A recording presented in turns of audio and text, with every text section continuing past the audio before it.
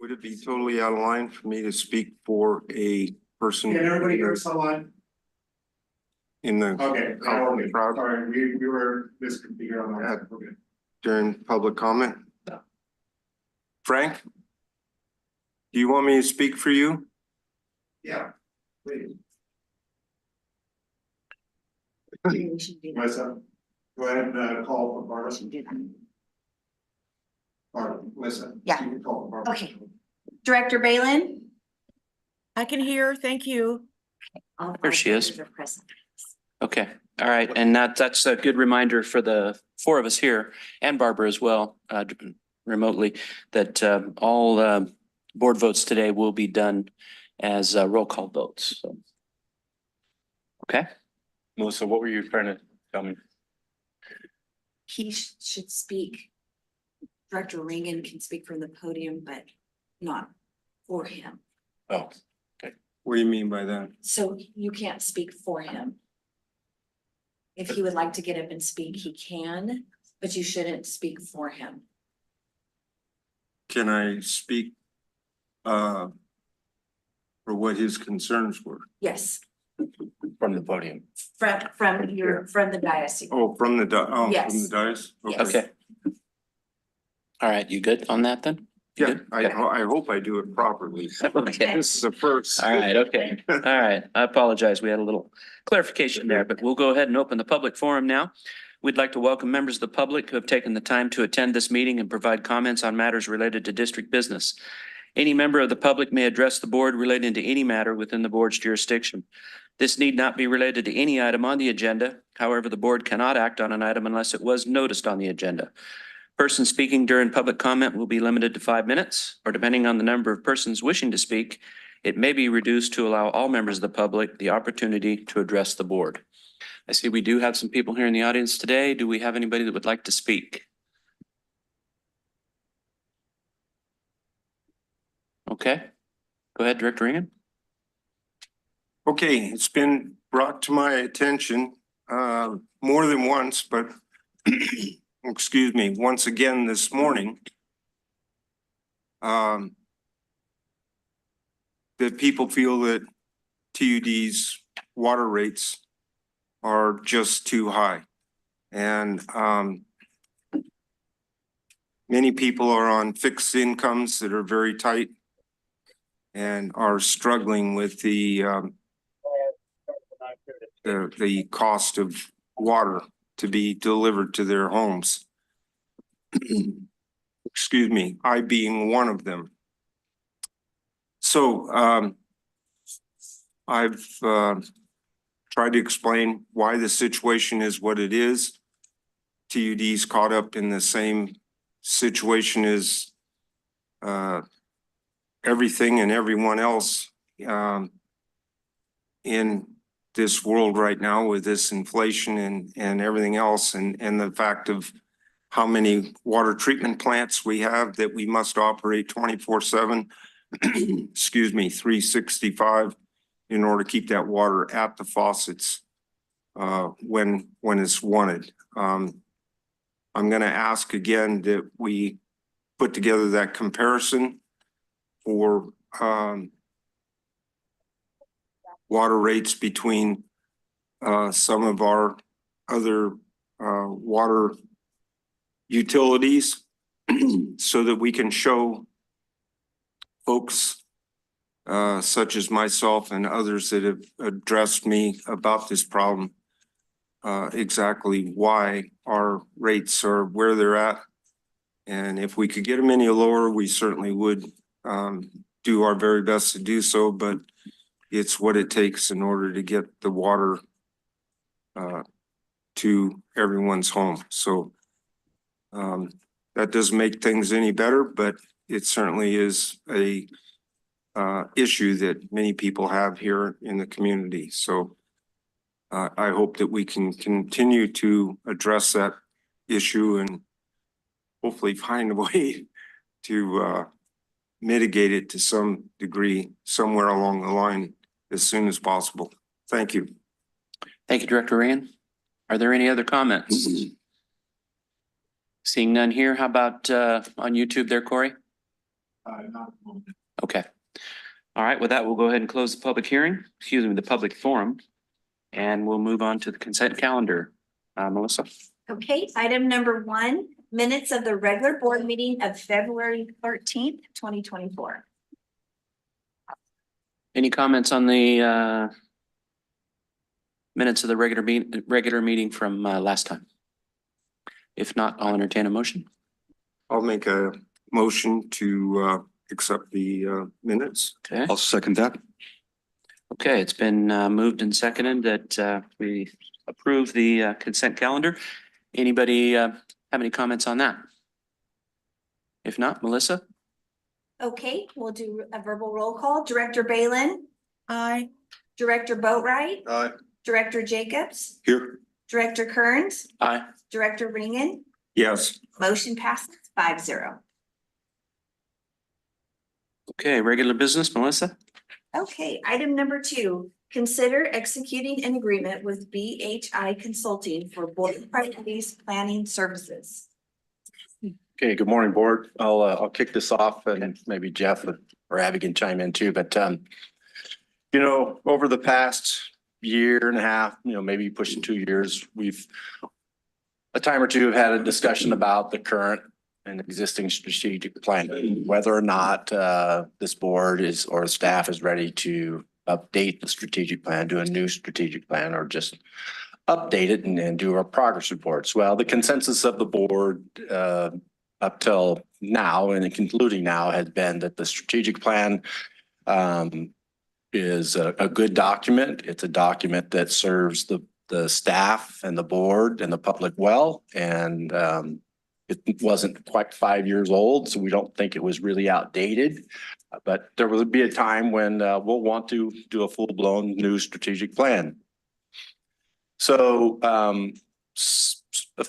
some other things that I've heard from different board members and myself had some different thoughts. Well, maybe as a prequel to a full-blown strategic plan is maybe setting some board-driven goals and priorities, right? That would sort of feed into a newer strategic plan. So when I've had conversations with like Director Bateman and Director Ringen and maybe even Director Kearns a time or two, we feel like it might be a good time to go ahead and have a facilitated session with a consultant. In this case, we've reached out to Brent Ives of BHI Consultants to sort of get us going in that direction.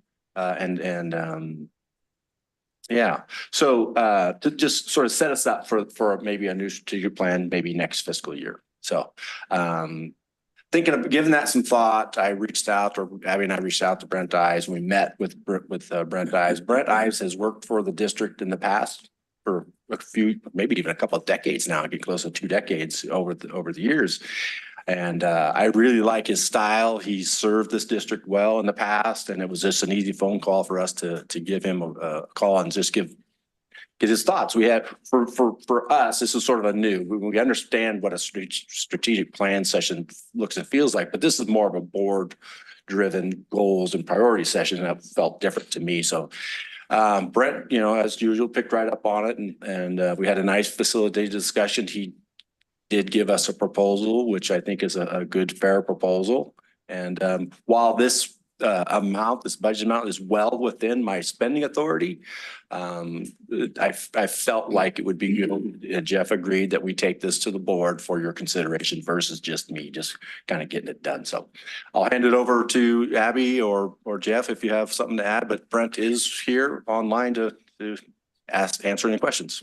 Yeah, I'll just make a couple comments that, yeah, I agree with you, Don. There's Director Balin and Director Ringen have mentioned it in the past that it might be a good time to revisit this. And I agree. I think it's a good idea to do this. And although I wasn't on the board last time Brent was here, I know that he comes with high qualifications and speaking with you and Director Balin about it. And I don't know if you and I ever spoke about it, Ron, but I know I got positive feedback on Brent. And so that's why we called him first. And his bid was, we felt was fair. And so That's all I have to add. Abby, do you have some more? Good morning, Abby Parkon. The only thing that I would add is that the proposal is pretty straightforward. So you can see what the costs associated with it, and that if there was an additional session, there may be an additional fee, but that's all outlined in the staff report. And then we do have Brent Ives here, so I think it would be great for your board to see him on your screen, get to know him via Zoom, and he can just walk through just the highlights of the proposal and what the process would look like for your board. So with that, I would love to invite Brent Ives to take the floor. Good morning, everyone. Can you hear me fine? Sure can, Brent. Good morning. It's wonderful. Good morning.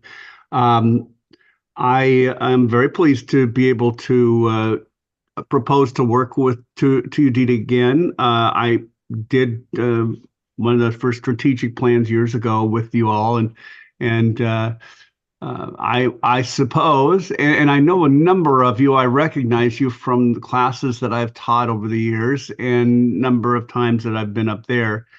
So it's kind of nice to have a return. I suppose that some of the questions we had then are probably still hanging around now. And so I think that those are the kinds of things we need to continue to talk about. A board priority session is just that. It's so getting you five together in a place it's going to be an open public meeting, but to get you five together to be able to speak your mind and really make your case for the things that you think are going to be important for the next 2, 5, 10, 50 years. And you know how much veracity those ideas, those thoughts have, and just begin the process of looking at those that survive that process, then get integrated to a strategic plan. They aren't the full strategic plan, but they certainly need to be integrated in the strategic plan. The way it would work is I would come up and I would visit with each of you independently and spend, like an hour or so, coffee shop or at your office or at the offices there. And then we would have a workshop shortly thereafter. We would decide whether or not we could answer enough questions at that workshop to say that's enough, or whether we needed to get some numbers together and some contrary evidence together, or whatever you want to call it, to be able to have a more robust discussion about any one of the items that seems preeminent out of that discussion. And then we may have a second meeting before we have a definite third meeting that would be with staff, so that we can make sure that we're not running off and leaving one another. It's really important that the board doesn't get a lot of ideas or a lot of thoughts or a lot of momentum behind something that staff just has a really hard time thinking about how to achieve. And so we'll go through that process. At the end of the day, you hope you have, okay, we've got a good agreed upon set of things that we know we want to do. And staff, we know you may not be able to do it exactly like we want, or you may have another idea, or you may be able to just do it the way we want it done. But once we're finished, once I'm done, my deliverable to you is that you all agree on some really significant things into the future. And that's clear now. Clarity is the word. So that takes about the time that I put into the proposal. There is, as Abby pointed out, that if baseline has 2 meetings, but if it takes that third meeting, that is in there as an option if necessary to spring. But at the end of the day, we want to propose to do enough to be able to get you where you need to go and have clarity among you, and have a process that allows to establish that clarity. I mean, a lot of people have at times people have ideas that are just not going to work. And sometimes that discussion, and sometimes 2 discussions takes to be able to get through those, to doesn't mean that those people don't still want something done, just means that they may not get it when or how exactly they want it done. So it's always that kind of a thing that is usually the case here. And I've done a lot of these. Been doing it for 22 years. Most of you know that I was on your side of the dais for 23 years as well. In Tracy, I had a nice discussion with Glenn last night. He called me and wanted to get to know me a little bit. And I've spoken to one other during our interviews and with Don and Abby. So I am open to questions. I think the process is pretty straightforward, and I think that it's good to do the kind of thing. This is the kind of thing that opens up a board to talk about what really is on their mind. Thank you, Brent. Appreciate that. Sure. Any questions for Brent? Director Ringen has a question. Well, I've attended couple of 3 or more of your programs, and I feel they're very, very productive. And I think everybody, no matter how many years they've been a board member, always come away with good things that they can do a better job and be a better director. I know a few years ago, I was adamant about having you come to TUD. We've had gone through a really rough time with directors changing and so on. And when you got through, the one director that had been sort of a problem, if you want to call it that, came up and thanked me one way and another about having that I had been so adamant about having you come. So I'm hopeful and looking forward to having you here. One thing that I do want to bring up though, and this is not on you necessarily, and our secretary is probably going to throw something at me, but I'm wondering if the high points of whatever may come out of this meeting, this workshop, whatever you want to call it, can be encapsulated. So because we're about ready to possibly have at least a couple of 3 new board members, and it would be nice that they had some sort of road plan to go by right out the gate rather than getting their feet wet the old-fashioned way most board members do, which doesn't always work out real well. So don't throw anything at me, please, Melissa. That would be my hope, that ease the transition from person off the street to behind the dais as a board director, so that they'll become productive in a good team member for the board that we have. Thank you.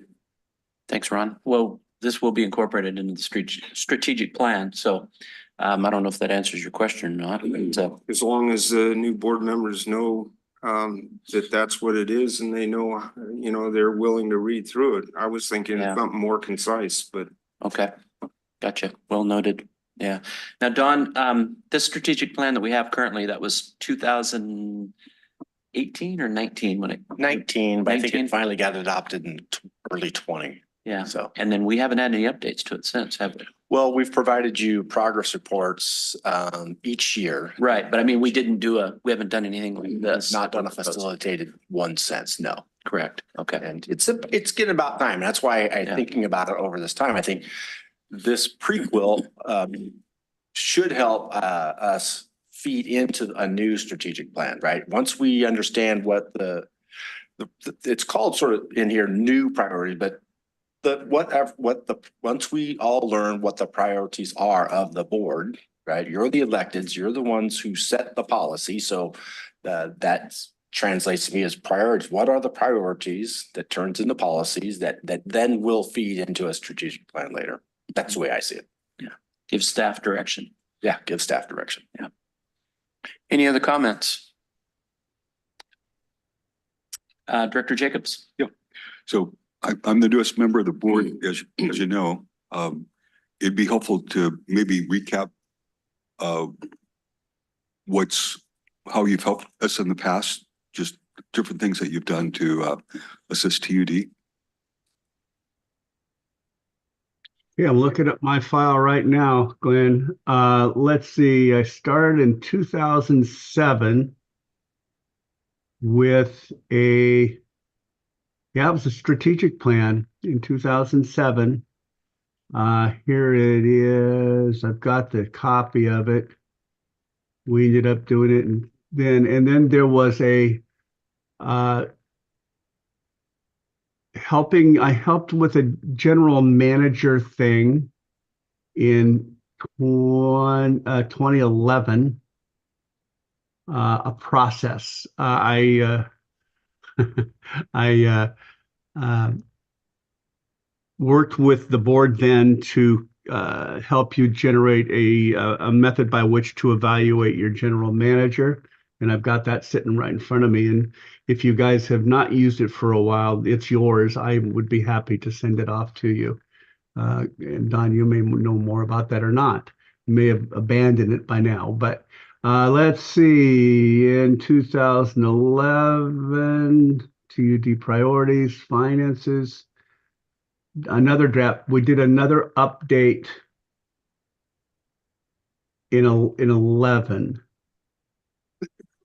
So yeah, it's been a number of times over the years for the last nearly 20 years that I've touched base with you. It depends, boards change and general managers change.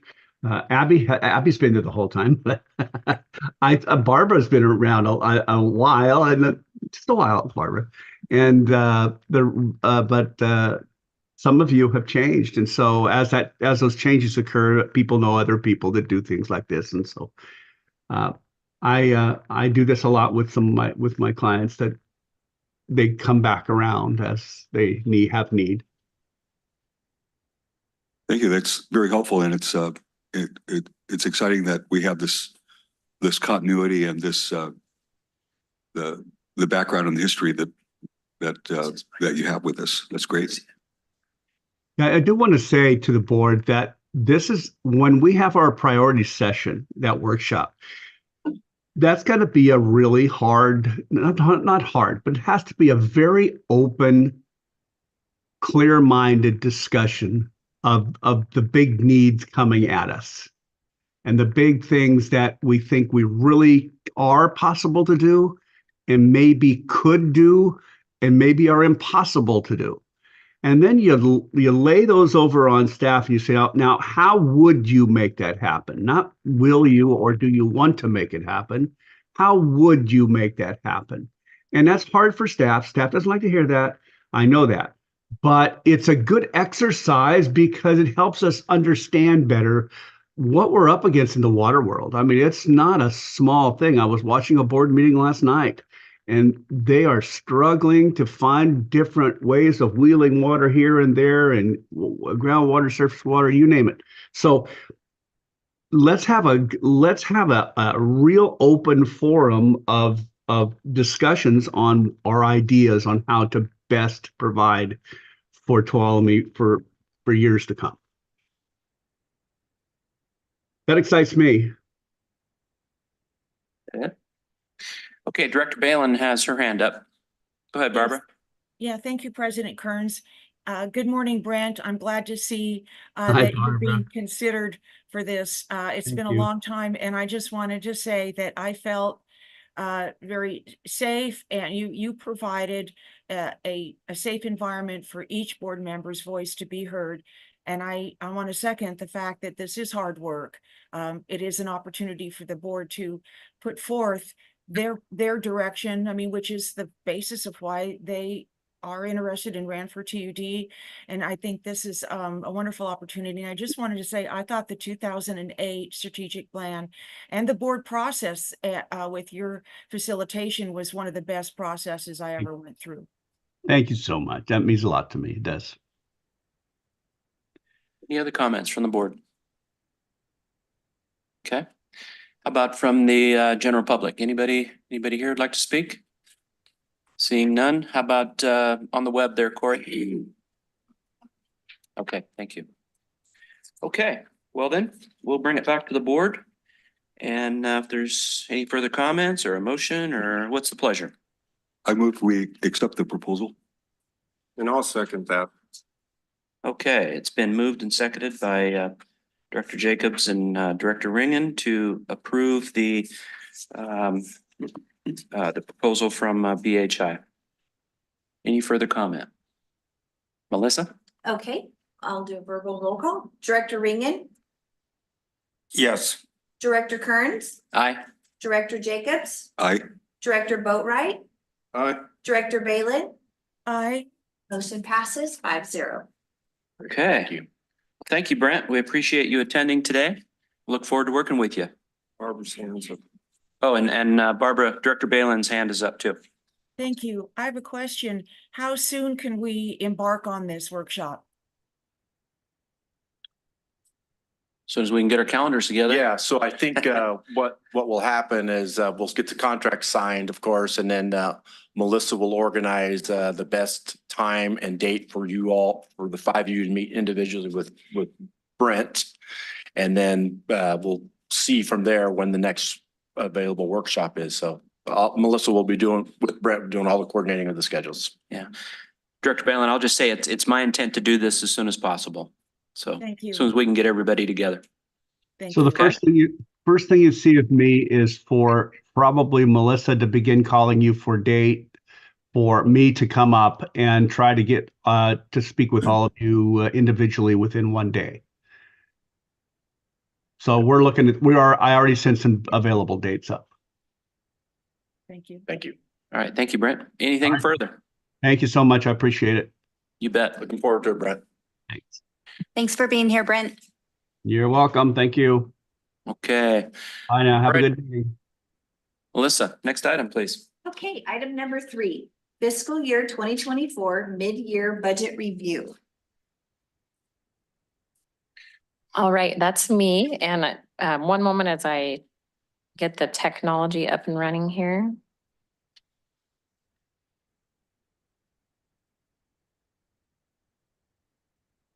All right, there we go. Hopefully you can see that there. So I'm here. It's my privilege today to present my first mid-year budget review with you. I know that many of you have been through this process many times, but it's my first, so bear with me. But this is mid-year budget review, and I just wanted to go through a few things. I'm going to be doing this from a very broad level. There's more details in your packets, but from the PowerPoint presentation, it'll be kind of more from a broad point of view. But kind of before I want to get into the nitty-gritty of it, one of the things that I just wanted to bring you through, which you know, but it's also just good for me to process it out loud with you. But this is basically, I just wanted to go through our budget cycle with you.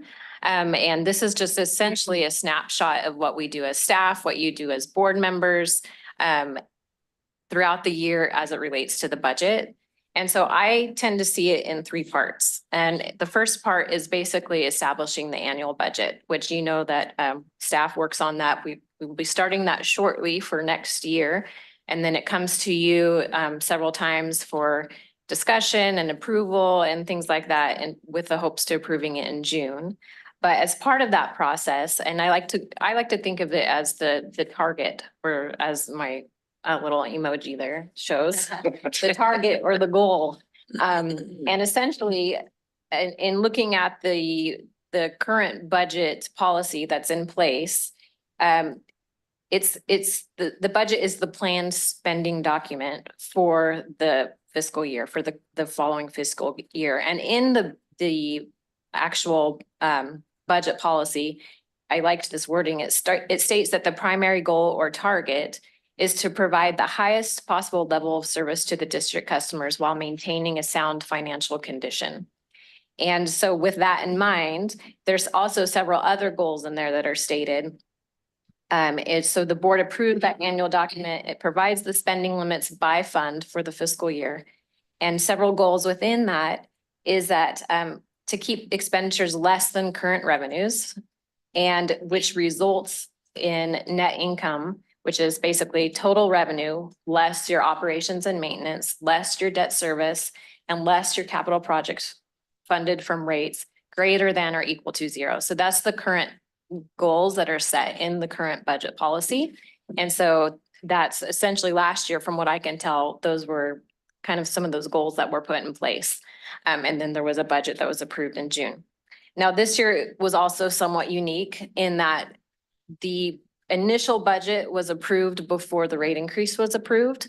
So it was essentially approved without the rate increase figures in there. And then I think I mentioned in the memorandum that in September, there was another item that was brought to the board where basically those additional revenues that were created by the rate increase were appropriated for capital projects. So Eric presented a new capital improvement project budget at that time. And so that's somewhat unique that happened this year. So essentially that those new revenues were appropriated and capital improvement project budget was increased. And doing that basically brought the capital improvement project budgets up to $6.5 million for water and 1.8 million for sewer respectively. So anyway, so that was somewhat unique this year in that process. The second part of the cycle is basically review. And so what we do as staff, we monitor this monthly. So people are getting projects done, all of that is happening. We do kind of a month-end process in the finance department and then provide reports to all of the managers as well as the superintendents who have budget responsibilities as well.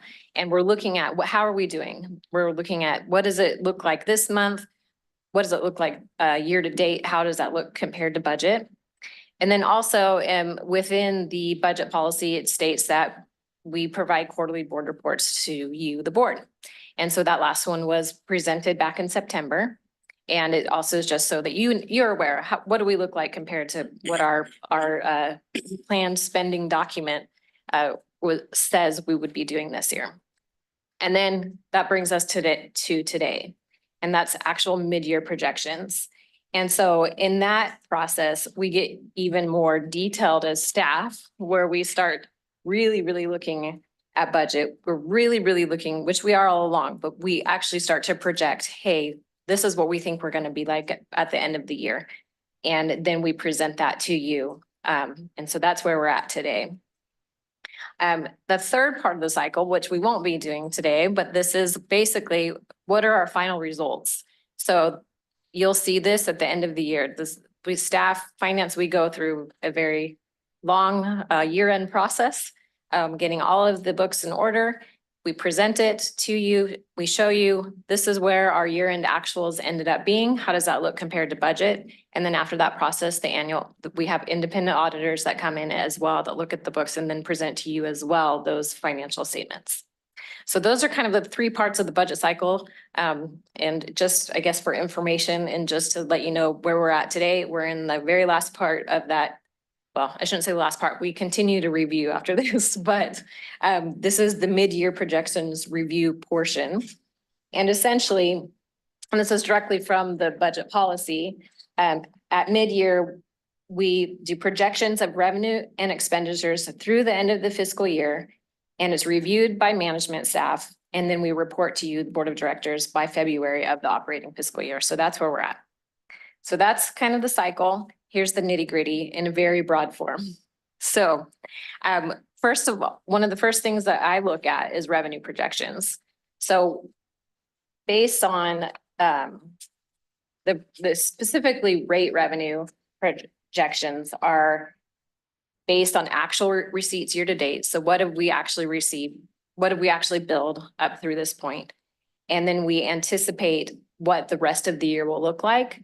And I base that projection off of the same consumption that we had the previous year. So there still could be some fluctuation in there because customers' consumption can change, but that's our best revenue forecast at this point. And based on that, very broadly, and just note too that the original budget didn't include the rate increase. So this is comparing to that original budget. Water right now will be $4 million better than budget as far as revenue coming in. Sewer would be about $1.1 million better than budget. And so that's where we're at as far as revenue. It looks good. And the rate increase is doing what we expected the rate increase to do, essentially. Then looking at expense, this is where we meet with managers. We say, where are we at? Where do we see that there's savings? Where do we see that we may need a little bit more? We could go through that. We went through pretty detailed this year because I'm new and I really wanted to get into the nitty gritty a little bit. But after those conversations, there are several areas that we're looking like, and this is overall, this is water and sewer combined, where we're going to be under budget. And two of them are personnel. We're looking to probably save about close to $600,000. And it's due primarily to position changes related to retirement, turnover, and recruitment timing. We have currently about a 5% vacancy rate. And so that does create savings in salaries. And then there's also benefits associated with that vacancy rate. So, you know, we're not paying taxes on it. We're not paying PERS. We're not paying health insurance, things like that. So that's a big part of that savings there. Yes. Well, going along with that, the savings is great. I guess question to GM Perkins is, how's that adversely affecting the operations? Do we need those people in place? And it's just one of those things, very difficult to find them? Or, I mean, I love the savings, but I would hope it's not affecting TUD adversely in operations. Yeah, as you can imagine, it does, having these vacancies has an impact on operations or our ability to do our day-to-day functions. The times have really changed since the pandemic and inflation, and the real world has impacted real people. And TUD, not unlike every other agency and entity, is seeing an uptick and has seen an uptick in our voluntary separation from the district. You know, they're moving on to different things. They have a different idea. They're, you know, looking for a better quality of life and or whatever. But there's quite an uptick in voluntary separation. So yes, it's having an impact on our day-to-day operations, both inside the office here and out in the field. So I didn't know that statistic. We are currently at a 5%, which sounds pretty good, right? But that's significant for TD. We run thin anyways. So there you go. Thank you. This is good stuff, Carolyn. Oh, Thank good. you. Thank you. And one thing I did want to mention, so much of that is due to those vacancies, but there are another big one actually is that when we did the original budget, the original planned spending document, we don't always know exactly how much things are going to cost for the future. One of those is health insurance, for example. We assume that it's going to go up by a certain amount. This last year, we assumed 15%. Well, it actually only went up about 10. And so there's savings from that we're now realizing as well. So part of it is the vacancies, part of it is also just some of those assumptions that change things we don't know at the time that we do the original budget. Another under budget item is utilities. So again, we're projected to be under budget there, which is somewhat unique. Part of that again is also assuming that they would go up a certain amount. So there's a little bit of savings there. They didn't go up quite the same, but we also are using less in consumption. So I think that they consolidated some meters somewhere. It's specifically in water treatment actually is where the savings is, but due to, from what I can tell, maybe due to some consolidation or it's just some improved processes, things like that. And also I think, correct me if I'm wrong, Dawn, but we do have a bit of decrease of customer water consumption. So that also can decrease your electricity consumption. Director Ringen? So, once again, this is all good news, and not trying to make more work for staff. You guys got enough on your plate already, but Hey, write this down. Okay. okay, write this down. Here we go. Has anybody been keeping just even a so-so track of how much the consolidation that TUD's been undergoing by force is now saving the utility, the ratepayer. I'll go first and then Carolyn, if you want to chime in or anybody else, but yes, there is someone and he's doing more than a so-so job. Travis Emerald under Carolyn. He's been looking at these for as long as I have been in this building, since 2010 or 15, I suppose. So yeah, he's doing a great job. I ask him on a regular basis, how's our consumption? Not our bill, because you know, the bills, the cost for the consumption is going up. I'm referring to electricity at the moment. So anyway, yes, Travis Emerald is doing a very good job. And I ask him on a routine basis how we're doing. How's our consumption? Is it going down? Because, you know, 2010, we had somewhere around 80 plus tanks, 50 some booster stations and things of that, all taking some sort of electricity. And we're down to the low 50s in tanks. We're down a number of pump stations through consolidation. And now we're down a couple of treatment plants. They're not completely mothballed, but the Cedar Ridge treatment plant hasn't been running for 6 months. The Phoenix Lake Park water treatment plant hasn't been running in a few months. So those are all cutting back on our consumption of electricity. So I am so happy to see that. Thank you. Good. I really can't help myself, but be so excited to see. Yes, and it's true. Thank Travis, because I know, because he tracks all of that, that's how I know it was due to consumption. So. Well, thumbs up, Yeah. good going. But once again, I think this is some of the information would be very helpful in that rate comparison thing, because the assumption by many people that TUD's just sitting on its hands, handing out big fat bills is not what's going on. There's a lot of work going on in order to consolidate and bring the costs down, which are right now and will over a period of time make a difference in what the rates could or would have had to have been. And so I think that needs to be brought out. Thank you. I just got one other comment too, to Dawn. The reduction of those tanks and lift stations and treatment plants. Would it be safe to say, I think I know the answer, but I'm gonna ask you anyway. The bulk of the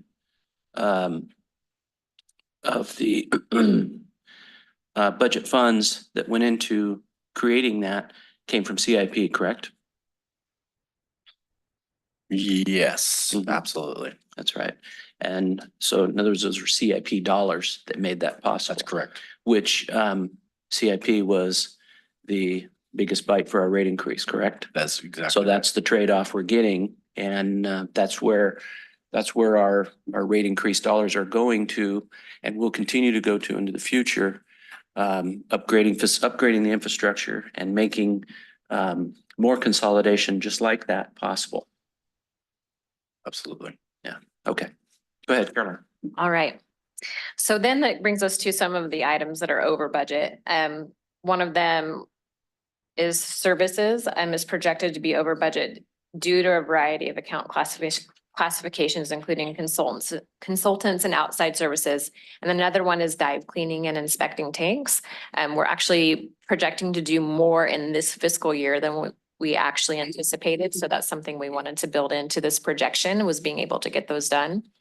Another one is repairs. This is projected to be over budget primarily due to fuels reduction expenses, but that is offset by grant revenue. So we see the expense here, but it also is offset by grants. And then general and admin is also projected to be over budget due to general insurance. That's again another one that we don't know the exact dollar amount when we do the actual first spending document, the first budget. And so sometimes it comes in a bit higher, and it did this year. Also some customer billing, and then legal and claims categories are also what is throwing this over budget. But even though those are over budget, total expenses, total operating expenses is actually projected to decrease by about $100,000. So the savings from the ones that are under with the ones that are over, the net is actually a decrease in spending by about $100,000. So that's the big picture of kind of where the projections have landed. And then I did include some of the details that you saw in your budget packet. I won't go through them line by line because basically you got the big overview. But just to explain what this report is here, this is actually the current budget versus actuals as of December. This is exactly the type of thing. And then we also look in much more detail, but this is the type of thing that management is looking at every month. And then the next one is our CIP status report. This is also something that management is looking at every month. And so this is where we were at through the end of December. So this has already changed because we're not at the end of December anymore. And then lastly, this is what our mid-year projections essentially produced. And I gave you the broad overview of that. This is the two funds combined in your packet. I think I also showed you what they looked like individually. But this is essentially those numbers that I just gave you. For example, you can see an expense that we have that $107,000 in savings. So basically the summary of it all is that we're meeting our target. And so it's good news. At this point in time, I don't see it. We basically show the projections show that we have sufficient revenue to meet our operating and capital expenses for both water and sewer and through to the end of the year. And so there's no board level budget revisions that are recommended at this time. This is my summary. Thank you, Carolyn. Yeah. Any comments for Carolyn or questions? Director Jacobs. Excellent presentation. I'm just curious, our reserves, I wonder how those compare to previous years and what the projections are for reserves and also how we compare with other similar,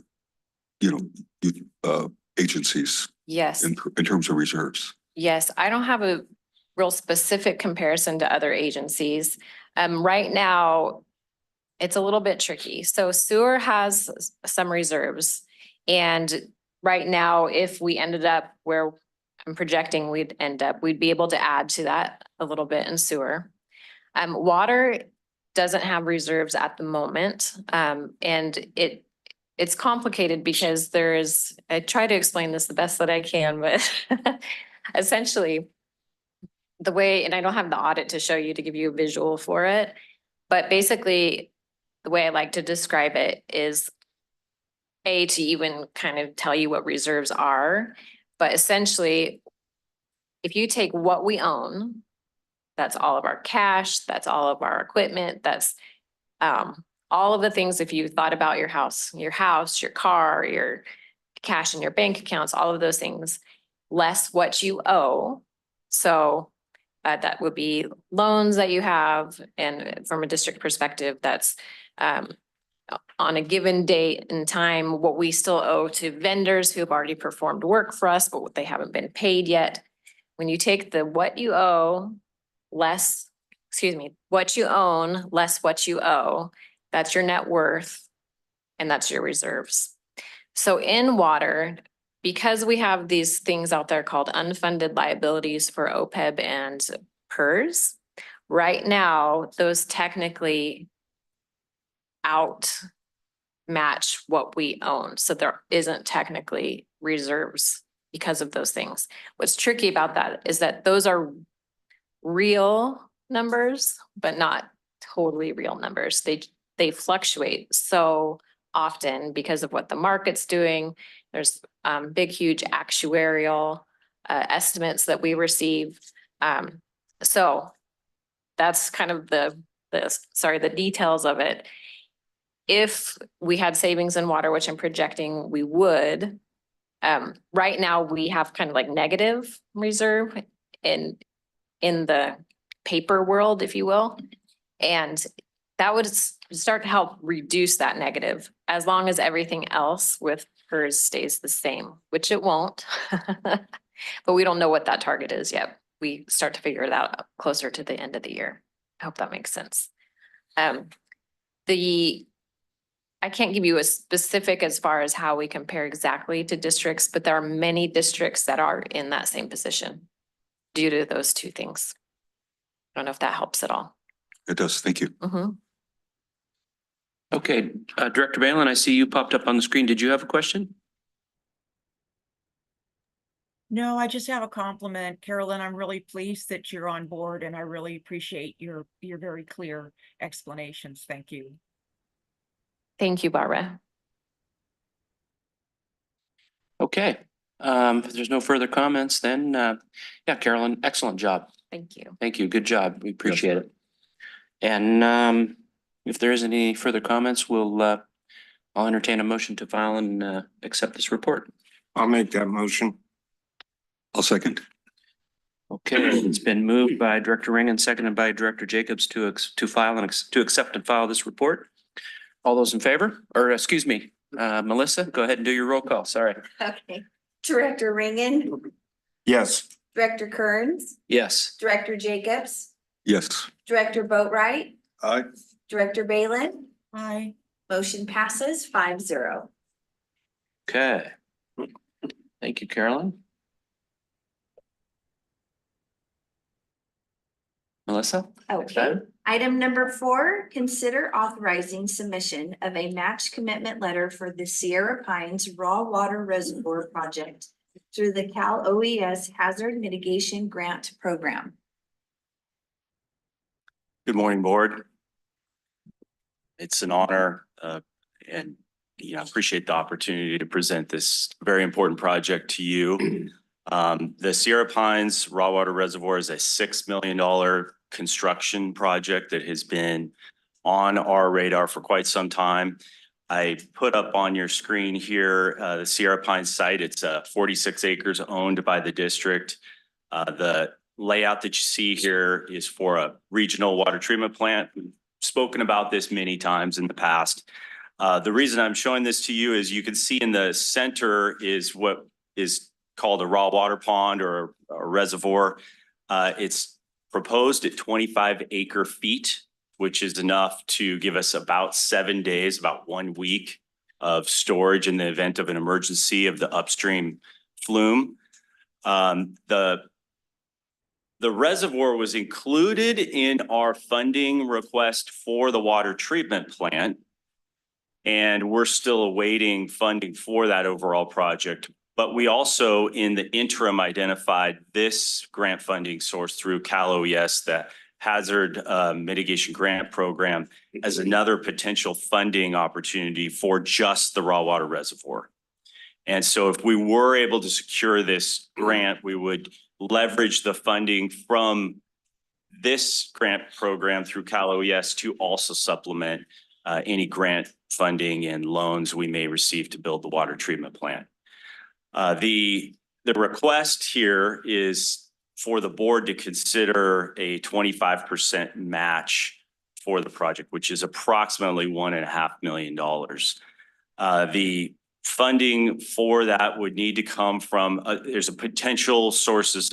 One would be future capital improvement budgets. So as early as next year, if the board chose to move forward, we would need to reflect this potential match in next year's CIP budget. There's also a potential for us to reduce that through in-kind services. So your own engineering staff, your own administration staff, in managing the project, we would bill our time, and that would be considered part of our local match. But we certainly wouldn't have $1.5 million worth of staff time. So I'm probably looking at $100,000 or maybe $150,000 reduction in the actual cash match requirement.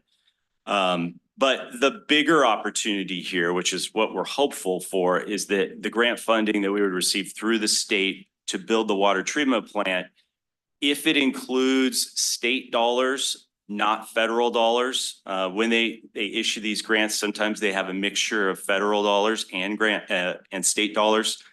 To the extent that we can use state dollars, it's eligible for the match. And we've confirmed that with Cal OES. So there's a good possibility that our match will be covered through the funding for the treatment plant.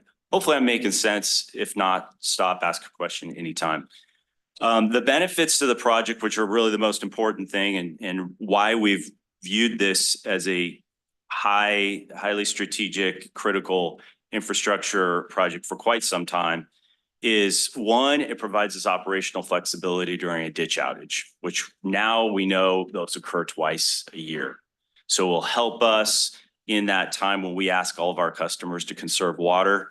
And if PG&E were to run long on their maintenance, or we needed to perform additional maintenance for any reason, this reservoir would satisfy that.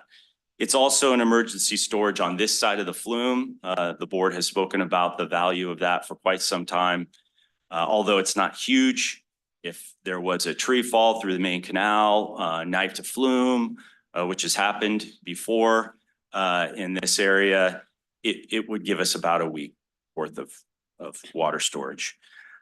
It also provides better water quality to our water treatment plant in the event that we eventually construct that, because it would allow for some of the sediment in the canal to drop out, and we would have the pond be circulated. It would allow us to buffer some of the differences in demands and supply. Right now, if you're coming straight off the canal, if you need to ramp up, you need PG&E to turn up the canal way up at Lyons Reservoir, 5 miles, 6 miles upstream. It takes a while for that response to come down and for you to see the increase in flow. With a raw water reservoir, we'd be able to smooth out that delivery pattern. It also would allow the water treatment plant to be 100% recycle, which is not the case for some of our plants now. When you backwash, which maybe say 5%, Don would know better, but let's just say round numbers, 5% of what you produce is lost in backwash. We would backwash to this pond and be able to recycle it through the process. There's certain regulations in play there, so you don't have any health issues, but we would be able to do that with this pond. It also is another strategically valuable resource to consolidate our treated water storage tanks. So when we have the ditch outage, we currently have a standard of 7 days of treated water storage, which means that our tanks are oversized in some cases, contributing to disinfection byproducts. Also, it's an expensive form of storage. Paying, say $1.50 a gallon for a welded steel tank, or $2 a gallon for a welded steel tank, versus having some of your storage in the form of raw water that you can just produce through your treatment plant during the ditch outage. So it would allow us to further consolidate some of our treated water storage. And then there's other obvious benefits from fire protection point of view. Pretty sure it would be available for dipping for helicopters in the event of a wildfire in the area. It's also wildlife habitat and then recreation. And what you can see on the layout on the screen there is a network of trails and picnic benches and whatnot centered around the reservoir. So those are all the benefits. I've told the board before, and I'll just say to repeat, we do have all the permits, and the board adopted the CEQA some time ago on this. So it is essentially as close to shovel ready as we can get it. It's just unfortunately the state needs this letter with a commitment of a funding match in order to continue to consider the grant funding application. In summary, we're asking for that commitment. We would be able to take the 4 million plus in grant proceeds if we get this as a cushion on our budget for the water treatment plant construction, and it would have this raw water reservoir would have value regardless of if we built the treatment plant, and we would move as quickly as possible to building this if we were to get funding. Okay, 1 second. Okay, so, all right, so that's good presentation. Thank you, Eric. That checked a lot of the boxes for me, I know. So it's going to be usable now. It's not something that we're going to build and use it later when the big plant is built. Something we can use today or whenever it's operable for a lot of different reasons that you pointed out there, which I won't go into. So that's good. And it's basically correct me if I'm wrong, but it's basically it's a administerial process to keep our grant process going, correct? Correct. And it's for the $1.5 million match. If we actually had to put up those funds and we didn't get those matching grants, when would that be payable? Or just in theory, when would that be payable? When we start construction, or what's the deal on that? That's a good question. There's a lot of unknowns on when Cal OES will make a decision, but let's say they did extend grant funding for this project. I believe that you spend the grant first, and then as you get to the end, you have to demonstrate that you have matched that amount. So it could be that it doesn't actually translate to a liability in next year's, an expense in next year's fiscal year budget, just because of the timing. It could be in the following year, but it all really hinges on how quickly Cal OES makes a decision on funding. Yeah. Big unknown. Okay. All right. That's all the questions I have. Director Ringen, you had a question? Yeah, so from what I'm hearing, and I don't like assuming, but so I'm asking, this will help when we go to get the big final funding for the entire project, the Sierra Pines Water Treatment Plant, the whole Marianne. So this is going to be a plus in that way, correct? Exactly. Okay, and will that show as a plus to, I forget who it is that's going to be involved in that, but will they look at this as being a plus on our part for having done that? Are you referring to the state Water Resources Control Board in terms of their No, who's the funding source? Cal OES for this particular grant? But the one that we're talking about right now, but the over. SRF State Division. Yeah, the State Water Resources Control Board. So they've indicated a funding package of about almost 46 million for Sierra Pines. Included in that was this project, roughly 6 million. So if we're able to all secure this 6 million from Cal OES, we would add that on top of the 46 million that the state would provide. And just in round numbers, let's just say that's, let's just say that that's about 12%. I'm making up a number. I didn't do the math real quick, but a 12% contingency is essentially what we're gaining with this, because we need to build this if we're building the treatment plant. So if we can externally fund it through another source, that's a big plus for us in terms of managing the budget on that project and making sure we can stay in budget rather than having to deal with, some of the unknowns like cost escalation over the next few years. I think that's great. I think this is good timing, good project. I have some questions about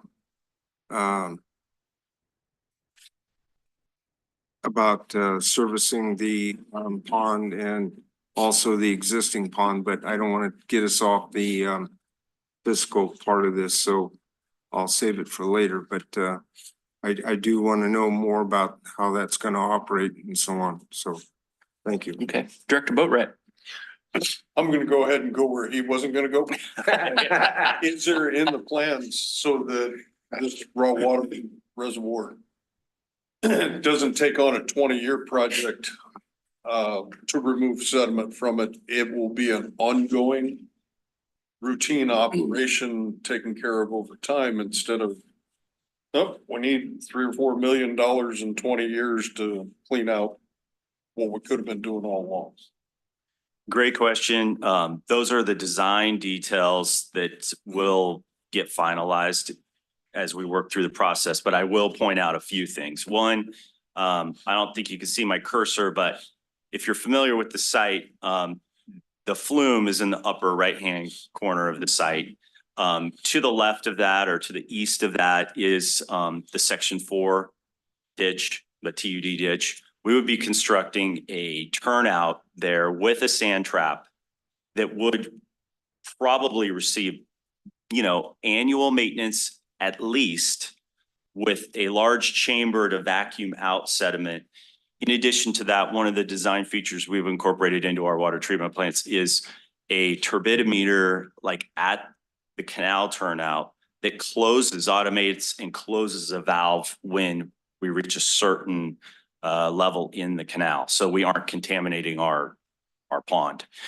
So those are two design features. And then thirdly, the pond itself will have access ramps to go down into it. It will also have circulation, as I was pointing out to, but it doesn't have a lot of runoff coming into it. And it would be constructed in a way that wouldn't be bringing stormwater in. So I don't expect a lot of runoff coming in that would also contaminate. So yes, those are some of the ideas. We also have a pump station in here that will be pulling off of the various levels in the reservoir, depending on water quality. And we will have a low sump location so that when we do need to go in, if we do, to clean it out, we would be able to do that in an isolated area rather than throughout the whole bottom of the reservoir. Director Jacobs. Yes. Thank you, Eric. Excellent presentation. Just curious, you outlined all the benefits of the reservoir. The 25 acre feet, is there any potential at all of increasing the capacity either now or at some point in the future? Because having a 7-day emergency reserve is great, but is there any opportunity or of maybe increasing that capacity since we're in it? I intended to point that out. Thank you for asking that question. The reason we selected 25 acre feet, and when I say the district engineering operations staff had a consultant, Carollo Engineers, back in 2019 look at this, and we stood on our head. We looked sideways. We looked at this from many different angles, and we did a cost benefit analysis on sizing of the reservoir, given the amount of grading and the footprint. The short answer to your question is we selected 25 acre feet because it's the maximum size we felt reasonably we could fit on this site with the topography. It wouldn't ruffle any feathers with the adjoining landowners, and it keeps us under the threshold from the Division of Safety of Dams. So when you get above that, now you have a jurisdictional dam. There's all sorts of monitoring requirements, permit requirements, design review that was going to take the cost up. And if we're going to do that, we want to make this a much bigger reservoir, and we weren't going to yield that benefit on this site. There are other opportunities to improve water supply reliability other than just building storage. And that's the subject of the next agenda item we're going to discuss. Excellent. So it sounds like this is a sweet spot. It is. Great. Thank you. Can I just tag on just a little bit to add to what Eric, first of all, I just got to say, it just came to me. You're a great engineer. You're a fantastic engineer. It takes time to understand the operational side of the district, and you're getting it. And I just love hearing you articulate, and I don't have to correct you like I've had to before. Not you, but yeah. So great job of understanding the operational side, which is really important. So each year we go through this main canal outage, and now for the last 2 years or so, we're going to go through 2 canal outages, planned outages by PG&E. Been doing this for 32, pushing 33 years now, personally, and started at Twain Harte, where we had a couple of reservoirs. They still have them, and they provided the emergency water during that outage. So Twain Harte never really sees an outage. They respect it because we're going through an outage. In fact, now they supply us with between 1 million and 1.5 million gallons each time we have a planned outage. And sometimes we have an emergency outage. We call them up, hey, you have any water? Yeah. So they have an emergency reservoir. But over here at TUD, especially once we ballooned up to these 17 systems, during these outages, I won't use the word frequently because one is too many times, we'd run out of water someplace, Big Hill, Monte Grande, and very close in Cedar Ridge a few times before. Through consolidation, through capital improvement plans, through a lot of money spent and consolidation, we don't even come close to running out. We really don't run out anywhere. But we do go through the paces of a planned outage, which is very expensive. We bring on temporary employees, we deploy people all over the place to make sure that, we got to budget our water all over the place to make sure that everybody drains down at about the same time. So we're so close now. I remember back in 2012 or 13, we're so close to not having a ditch outage, right? Other than the main canal going out. I just remember, I just did some math. It was about 3 million gallons shy of not having to worry about this. So I remember asking, can we build a reservoir? I just need 3 million gallons, which is 11 acre feet. So 25 acre feet is a bit more than the sweet spot for me from an operational standpoint. One is, it's the just not knowing you're not going to run out, even if we have a really hot fall, which happens, or God forbid we have a catastrophic wildfire during a planned outage, which happens in the fall now too. Having this reservoir is great for TUD. It's great for the county. PG&E is in love with this idea themselves. So everybody's on board. There's a lot of benefits to this reservoir. Awesome. Thank you for explaining that. I'm glad you brought that up, Don, because I was just sitting here thinking about that as well. And 25 acre feet, that's a little over 8 million gallons, correct? Don or Eric, sorry. So yeah, that's for $6 million. That's a cheap tank. That's a real cheap tank. Exactly. So yeah, all right. I like it. Any other comments, Director Boatright? Yeah. And then this is way into the weeds, but we're talking about the volume and being able, would we be able to drain that reservoir totally without environmental impacts to the ecosystem that pond's going to develop? The short answer is yes, but when you say entirely, there would still need to be a little water, enough for the geese and whatnot in the bottom. So it wouldn't be 100% usable storage, but a very high storage rate. When we went through the permitting process, that was made clear. The other thing about the permits is what you can't see in here is there's a little pond that already exists. It's in kind of a shaded back. You can see the outline of it, and it's about 2 acre feet. So we're building something, 12 times or more larger. And as part of our permits, they wanted us to buy wetland mitigation credits for that, which was going to be several $100,000. Well, what we convinced the permitting agency, the Army Corps in this case, is that we would create a vegetated bench around the perimeter. And the area of that vegetated bench was more than the entire area of the pond that we're going to be replacing. So we ended up not having to pay for any mitigation credits for that. But that vegetated bench is the kind of vegetation that can handle the fluctuating water levels that we will see. Most of the time, this will be full. It's this couple times a year or in an emergency where we'll really draw it down hard. The pond to the north actually does go dry every year. So that's the way our permitting scheme went. It saved us several $100,000, not only with the Army Corps, but also with the Fish and Wildlife Service.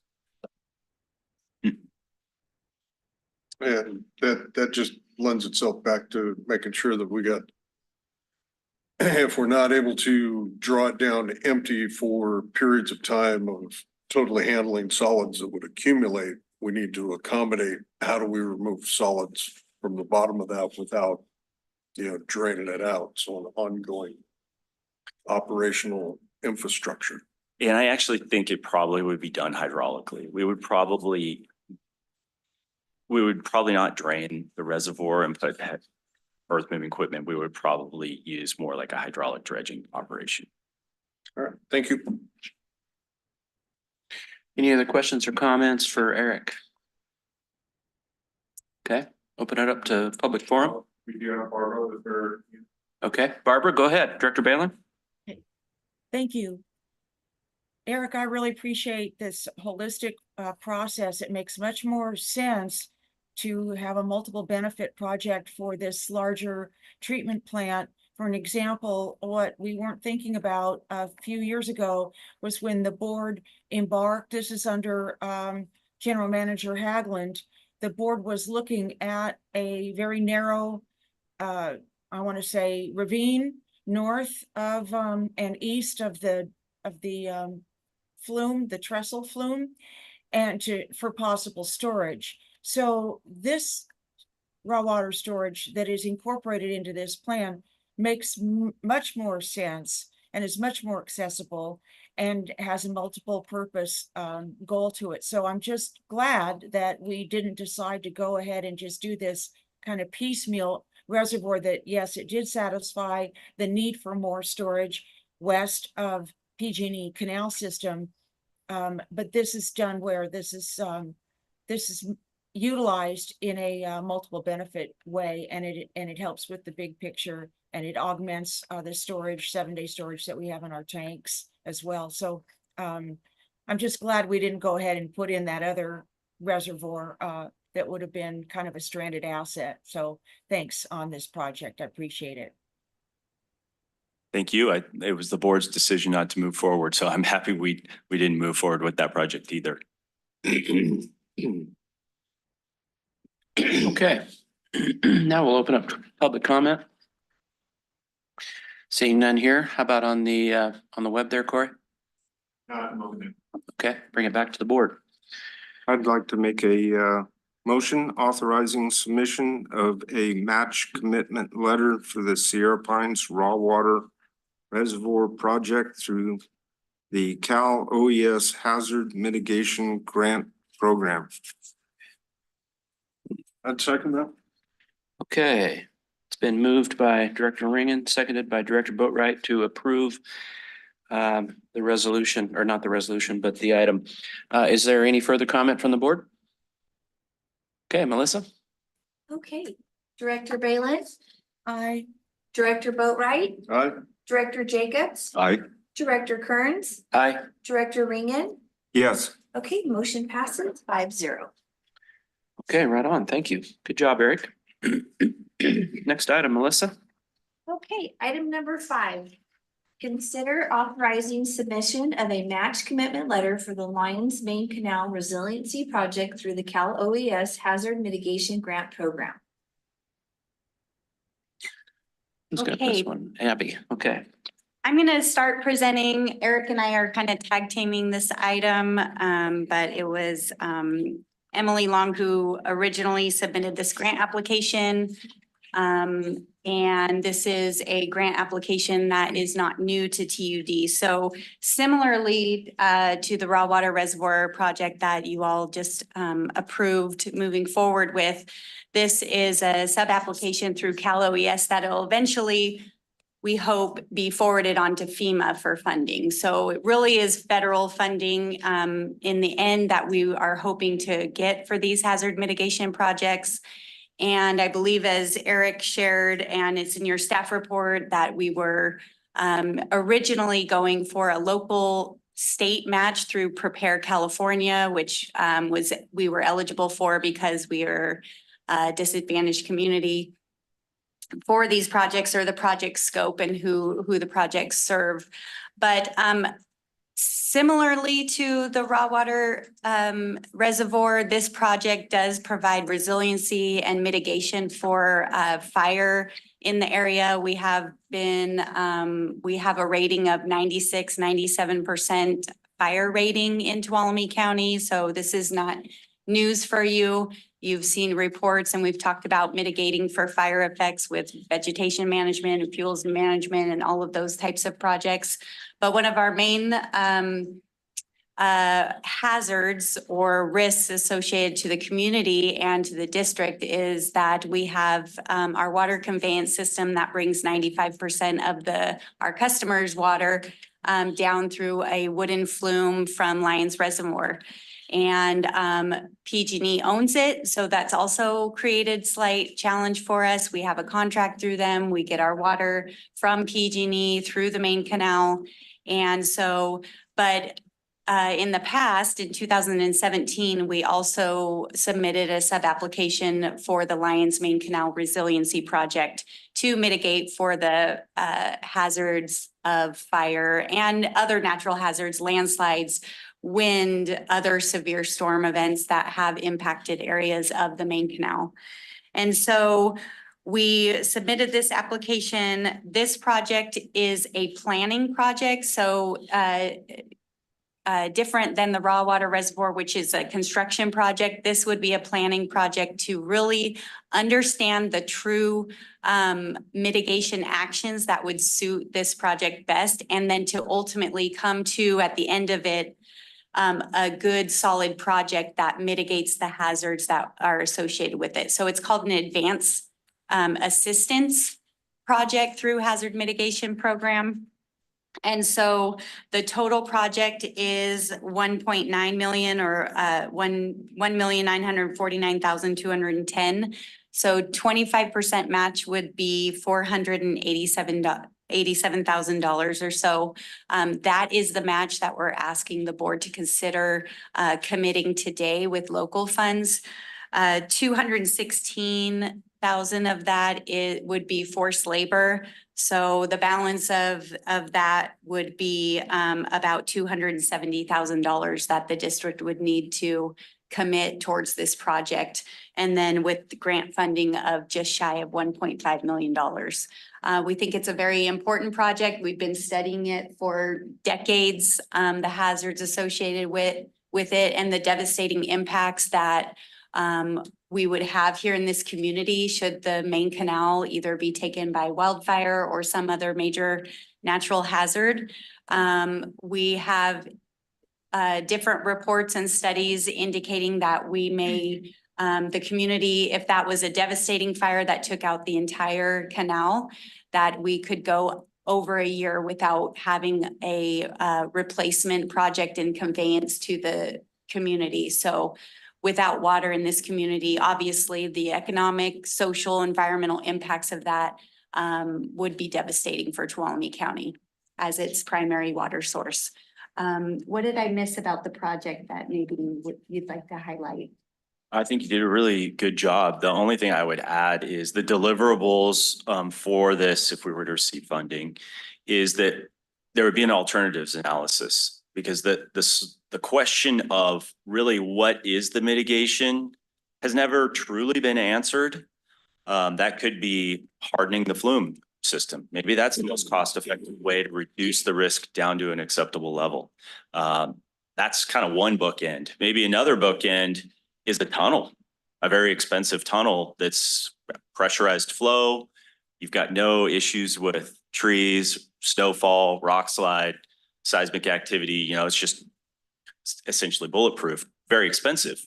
In between those two bookends, it may be, we want to put in a pipe on the railroad grade, but then we need to pump up to that. Or maybe we need to put would consider putting a steel pipe in the canyon, pinned to the rock.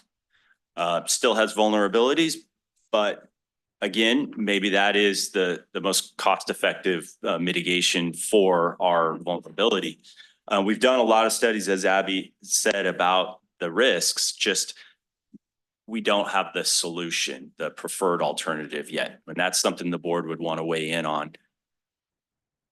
No, you go ahead and finish. And so what we would get if funded is 30% design plans, environmental, so that as a springboard, we could take this and then resubmit back into the Cal OES FEMA system for an actual construction funding to implement the solution, but it would also have value because we could use it to submit for other grants too. Right now, we're in that space where we have an idea of a project here, but when you submit it for grant funding, they really like to see something more tangible. They like to see alternatives analysis. They like to see that you've taken the initiative to even start to do pre-design. And if you've done some environmental, then now you have a real viable project that they can sink their teeth into, and we could possibly get construction funding. So that's the end goal. And, and I was just gonna add, as you know, PG&E owns the main canal. So we talk about all of these projects that we think that we might come out of this planning. But we obviously have to involve PG&E. This is not our asset to fix right now, but it does cause us heartburn and sleepless nights thinking about what would happen if something damaged it. So we have involved PG&E for many years, back prior to the last hazard mitigation grant we applied for in 2017. We have letters of support from PG&E. We had multiple meetings with Mike Schoenher of PG&E prior to submitting this application. And he was open and willing to even meet with Cal OES and FEMA officials to discuss our relationship and the contract that TUD has with PG&E and how that might work out. Obviously, they would want to be involved in what the alternatives analysis said and what kind of construction project that we would be proposing should we get this funding, and then also create a project. But they've been intimately involved in the project or the process, and are supportive of finding a good mitigation action for it. Director Ringen. Okay, thank you for that, Abby, because you covered several of the things that were bugging me about this, especially when Eric started talking about everything that was above the area that we, TUD, has control of. So, but it still leaves one, well, before I get off that, just sounds like a great thing because if we can finally come to an agreement with PG&E, this will be a big benefit for us in the long run. So the timing and all seems pretty good to me, as well as the fact that we'll have information that we could use ourselves if we find ourselves owners of that. The only thing that I did want to bring up is how is this going to, this planning, it's fairly expensive, and now I'm starting to understand why, because it's a large area of flume and ditch, but will the environmental aspects and historical aspects of the ditch and flume system be evaluated in this plan or whatever this that we're voting on here? Yes, that is in the scope, including consultation with the statewide Office of Historic Preservation and with other resource agencies. That would factor into the alternatives analysis. It may end up that some of the alternatives aren't feasible because of the environmental or cultural historic impacts. So that's part of the overall scope of the study. If indeed, I mean, you brought up a pipe down the old railroad grade, you brought up that pipeline that was being discussed back during the deepest, darkest part of the drought that would go right down the South Fork Stanislaus Canyon and directly to Sierra Pines water treatment plant. Not only what, but will the study take into consideration the existing flume, historic flume, and the existing ditch system, if one of those alternatives happens to be the way to go. Absolutely. And it may be that the mitigation for the impact to those resources is you need to continue to run water through the flume system and the flume and canal system. In addition, you have a pipeline.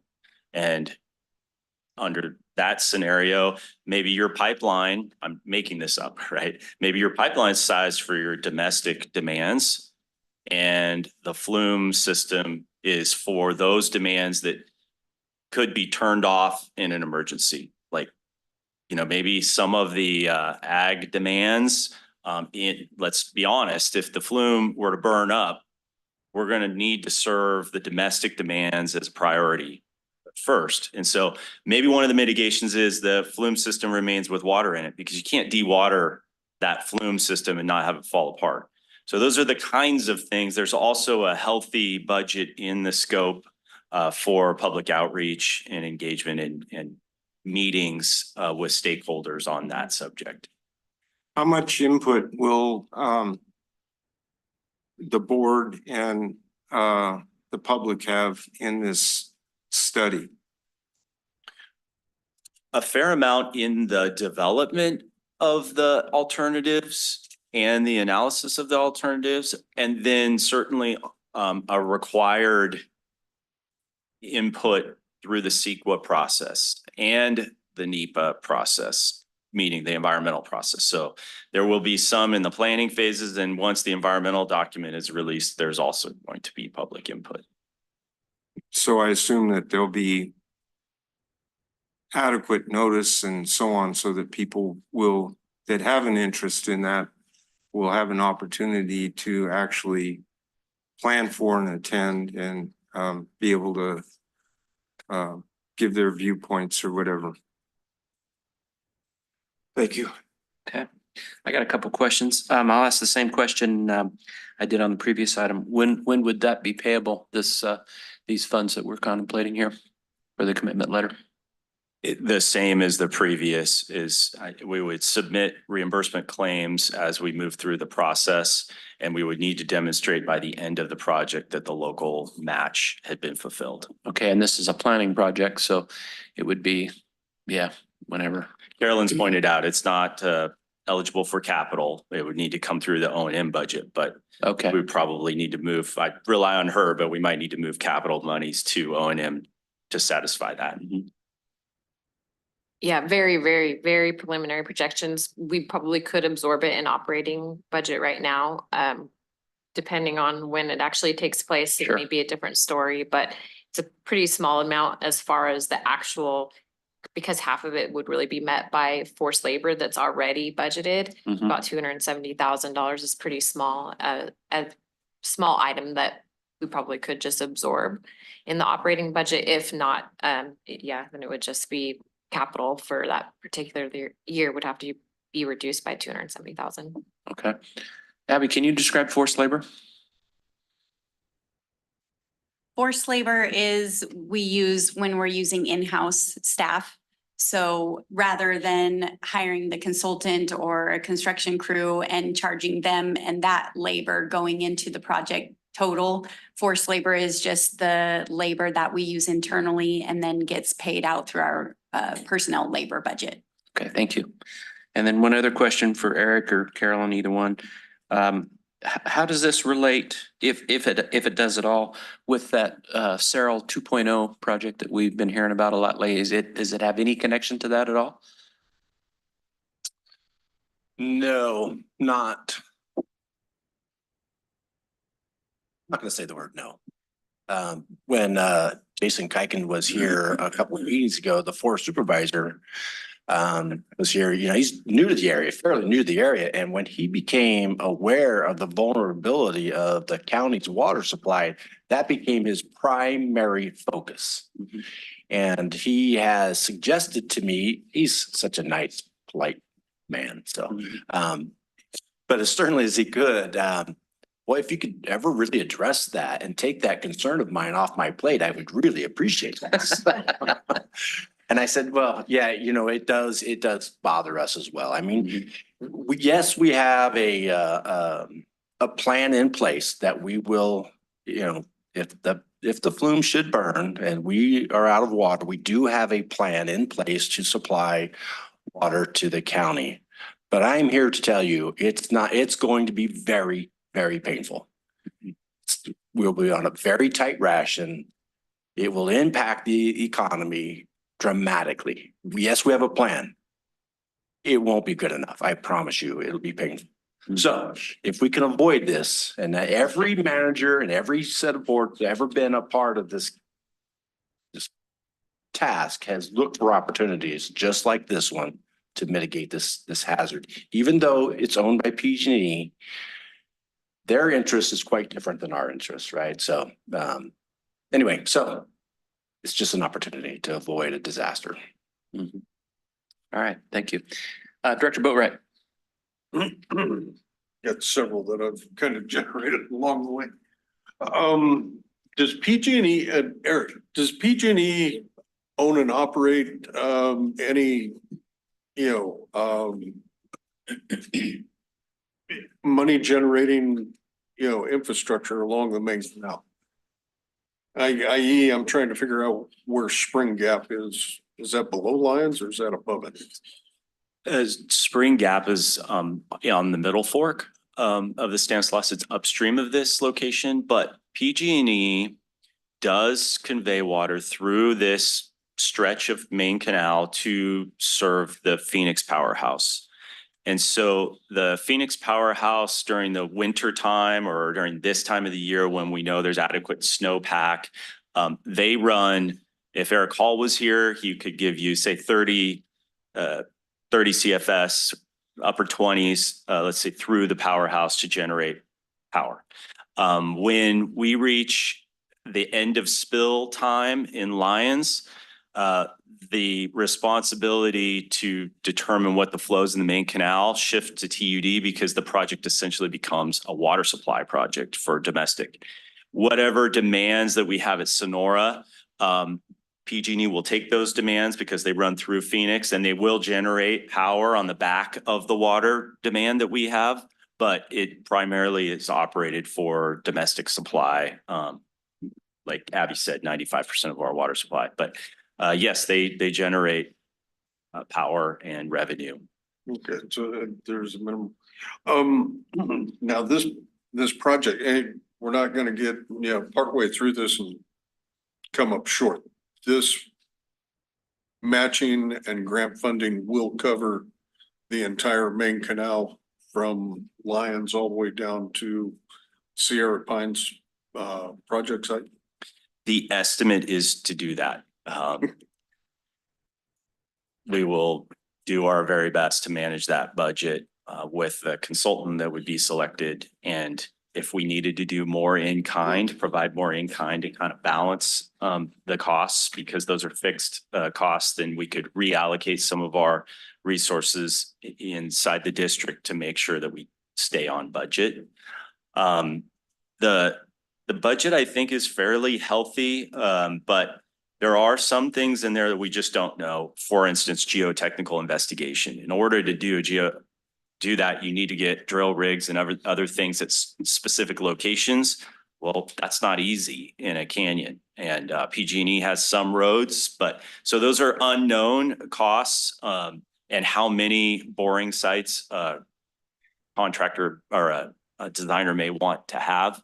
I have no experience with tunnels. We basically need to get to a decision point on what the preferred alternative is and how much background investigation we need to do to collect data to make an educated decision is a bit cloudy for me, but I think that our budget is healthy. Okay, so this planning, will we be able to determine what option, tunnel, pipeline, new steel pipe in the canyon, will we be able to determine which option the 30 to 60% planning is done on? Well, yes, so the process would be for this board, for us to hire a consultant to go through and generate the alternatives and start the alternatives analysis and hold public meetings and collect that input. And then before we tell them to do 30% design, we determine if there are any information gaps, we need to fill those, but the board would make a decision. This is our preferred alternative. And then we give notice to the consultant, now prepare the 30% design, and your project description for CEQA goes in tandem parallel with that process. But we wouldn't do 30% design on all the alternatives. We would really try to just get to a decision point and then do the design after we select. Pick and choose which that goes to. And hey, I don't know who would be the better, Jesse's not here in this contract question. How or what does the verbiage in the PG&E supply contract to us, what does that say under catastrophic failure as far as their responsibility? I don't have an answer for you. I know years ago, under previous general managers, considering the acquisition, this was a topic that came up, and I don't have an exact answer for you. I guess I'll go read the contract again. Nothing is coming to my mind. But, you know, the feeling that we had was, and I can't speak about some things, is there value to PG&E in this infrastructure in the face of catastrophic catastrophe? The very fact that I have to consider what they value in that is scary to me, because it's everything to us. So I'm not sure if I'm answering your question, but I'll read the contract. But I think Jesse would say something along the lines of when you see catastrophic events like that, you know, some contracts, especially, you know, an agreement that we have, may not hold a lot of water. Director Boatright, I've read that contract over a couple of times myself, and I'm not recollecting much about catastrophic failure. Don't quote me on that, but it could be in there. But it's there's not a whole. It's not covered at length by no means. So that's just a comment. And then just one last thing, have we contacted PG&E as to, yeah, hey guys, got this opportunity to study and put this forward.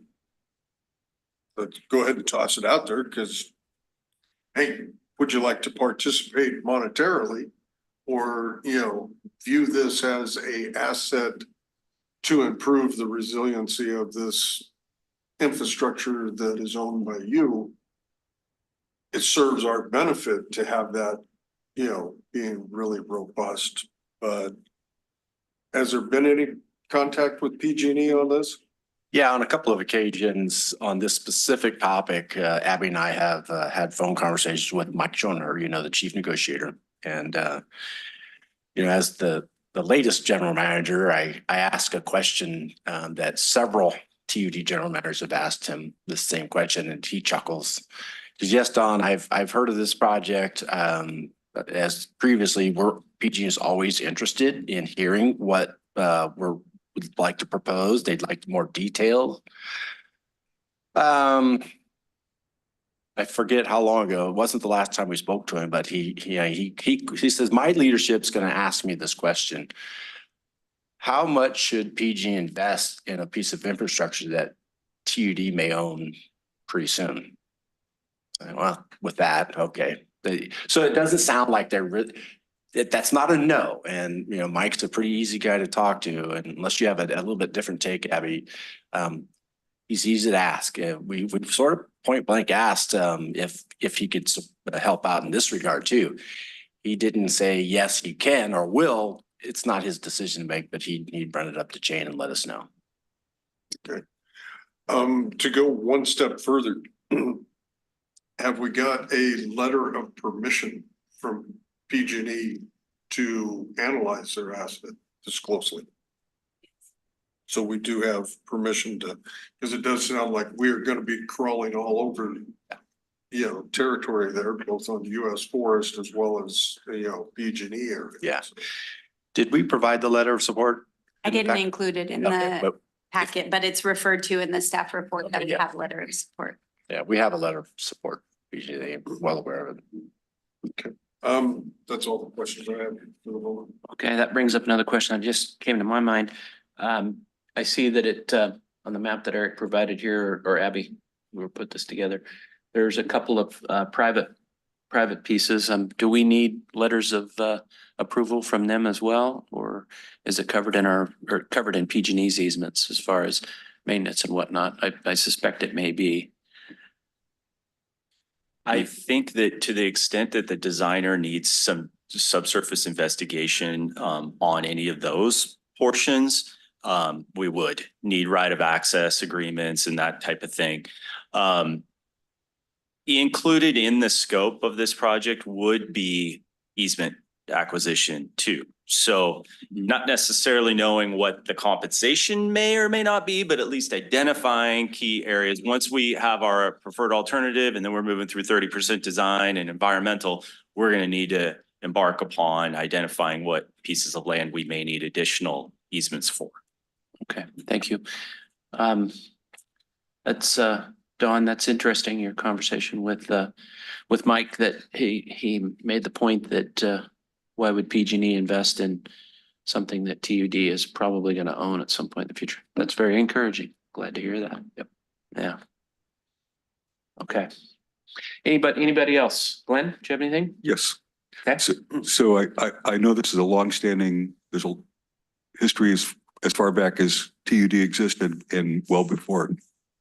But could you maybe clarify for my own information and for the public, what is, we talk about it's catastrophic, keeps us awake at night. What is a reality if the flume broke? How would it impact us? You kind of alluded to maybe it would affect us for a period over a year. So maybe kind of flesh that out a little bit for my own understanding and for the public. So when we've studied this, we have reports that say that we could be without a permanent repair for 500 days. So we get 95% of our water through this system. So we would have no water to serve. For 500 days. Up to 500 days for a permanent solution. We have some plans for emergency response and getting some level of water to the community, but that still takes how long? It's such a what if question, Yeah. but I mean, like to encapsulate, you know, a reasonable a risk is that a wildfire starts down at the South Fork Bridge, the bottom of the canyon, in less than a matter of hours. It burns all the way up the canyon to Lyons Reservoir, taking out I can't remember if it's 11 flume sections. I apologize. 11. Yep. Taking out 11 flume sections along the way, or just one. The one that's right below Lyons is over a mile long. The permanent repair just is full of permitting and other things and hiring contractors and getting funding, but we would get a temporary water, a bypass in. But if it was a fire, it could still be hot. Emergency crews could be in there. There might not be access. It may not be safe. So it could take a while and days, weeks until all the smoldering's done and there's actually a way to get in there. And we've consulted with pump and pipe vendors. We brought them to the site. We've said, here are the conditions. How would we do this? There's floating pumps. There's pumps that could be helicoptered in. There's, HDPE line that can be laid and various bypass scenarios that we have already worked up. So, and we have not on speed dial, but we have the numbers, like if it happened today and is just in the last few weeks, I've been in contact with some of these vendors just so that they know they're in our emergency response plan. So it could be weeks. And that's why the Sierra Pines Reservoir, in conjunction with treated water storage, in conjunction with wells that we could bring on, in conjunction with hard conservation, we might be able to just eke out a few weeks until we can deploy those other temporary solutions. You know, so what's standing out to me is it could take 500 days to get a permanent solution. Yeah. That's huge. That's Stan Tech's document. That didn't come from us, and that's what we're using because it's a pretty compelling story to the funding agencies. So it's kind of a, this is, the house is on fire situation. Yeah. So just to be clear, Eric, there's, and Abby, both of you, there's two solutions you spoke about there. The permanent solution, which is the long term, and then the temporary, which would take weeks or whatever it takes to get water back down the flume in some reduced amount, I would suspect. Okay, yeah, just so everybody's clear that we have a fire there, we're not automatically going to the 500 days. There's a Band-Aid in between. Okay, Director Ringen has a comment. I think it was 2006, but I don't remember the exact year. If you want information on this subject, Gordon Gottschalk from Fire Safe 108. I don't think it was done under their auspice, and I don't remember, there was another author studied this situation in depth, and everything that you want to know about it is in that report. And it's something that I don't ever want to read again.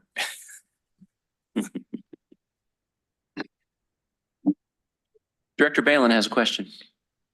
Yes, thank you, President Kearns. Thank you, Eric. I agree that a domestic water supply needs more security. I agree that our system needs more security. But I'm very concerned. My concern is that TUD does not own this system yet.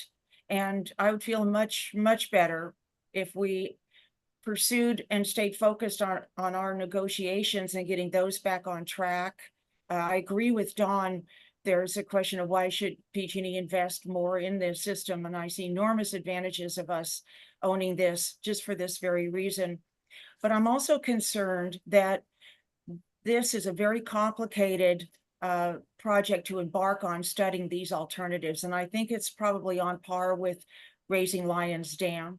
When you're going through federal land and you're going through BLM land as well as Forest Service land, then it obviously kicks the environmental analysis up to a NEPA level, which is public involvement because the public owns that land. So I don't know if easements are part of that or not.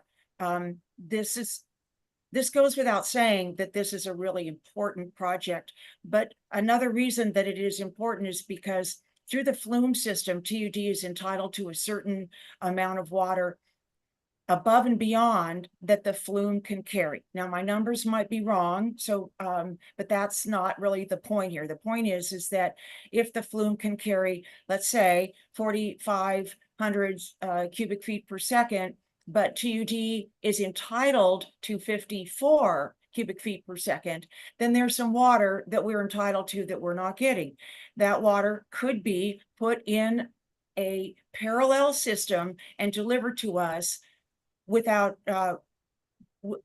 affecting the volume that's already in the ditch system. And Eric, please jump in and correct me if my understanding is right or wrong before I continue.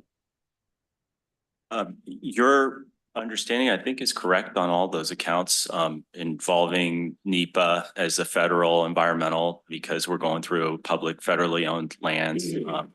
I think you're correct. Well, I know you're correct. The flume doesn't convey as much as our contract there are contracts for 52 CFS, and the flume, if Eric Hall was here, would say it's like 45 or something like that. So there is a balance of water that the current system can't convey that definitely could be included in the analysis but you know, what we need in terms of sort of domestic supply to keep the system operating in the summer with heavy conservation is still probably in the neighborhood of 20 CFS. So probably at a minimum, any system that we would put in to mitigate the risk would need to convey somewhere around 20 CFS just to accomplish what we need it to do. So yeah, I mean, we do have Phoenix Lake. Phoenix Lake would keep Sonora in water for more than a few weeks. So that's good. So you know, all these, it's very complex, just as you described, Barbara. There's a lot to analyze there, and your concerns are good. The environmental on a NEPA side, it could end up being an EIR. But if we do leave the resource there and we're building another, then it might kind of mitigate some of the issues of impacts to the current resource, especially if it's still used for water conveyance. Okay, thank you. So we're in alignment there. I just wanted to stress that we're not the ones that control this project. This project will be controlled and will have a life of its own with a whole lot of analysis that has to account for, again, the public land and even what would happen if we dewater the flume system. We're not alone. The other counties throughout the mountains have the same issue. Case in point, Calaveras County, where their flume did burn down, but then they did rebuild it. But what happens when the flume goes down is that you cannot really act on your own. Especially if it goes through federal land, you immediately become part of a emergency burn area emergency recovery team, and you go through a lot of rapid analysis at that point to get the system back online as quick as possible. When I look at the cultural resources in that canyon, including the railroad grade, which is, I think, the Sierra Railroad, that is listed on the National Register. I don't know how you're going to put a pipe in that, but there's a lot of complications when you move into the federal side of things and have to take a look at the resources there. So I'm concerned about encumbering this district with being involved, I think, in an open-ended, convoluted process. Again, I'm not saying we don't need that extra water. I've always wanted to get that extra water in a parallel system. I would have much rather have this plan called TUD Water Security Study, because it's certainly not about ditch resiliency in itself. It's about actually creating a parallel system for security, for water security for our county. And since we don't have that plan, we're looking at the studies of it. I don't have a lot to go on what this would look like, but I do think that for the amount of money, I think this is an open-ended long-term study project with very costly alternatives. So when I look at the price tag of those alternatives, I would almost, for right now, rather put that money in getting resiliency grants to armor that canal system like we have been doing with Sierra Nevada Conservancy, reducing those risks. We're lucky it's on a north-facing slope, so that's a cooler fire behavior factor. And I'm just hesitant to go forward with this right now prior to actually owning this system. If we begin on that track of seriously owning the system, we have to look at where we're putting our human resources, our workforce, force account, and our money. And I just don't want us to get overextended in an area before we own the system. So those are my comments. Thank you. Thank you, Director Balin. Director Ringen has a comment. Okay, I hear what Director Balin's saying, and I don't necessarily totally disagree, but my question is first, before I make a comment, is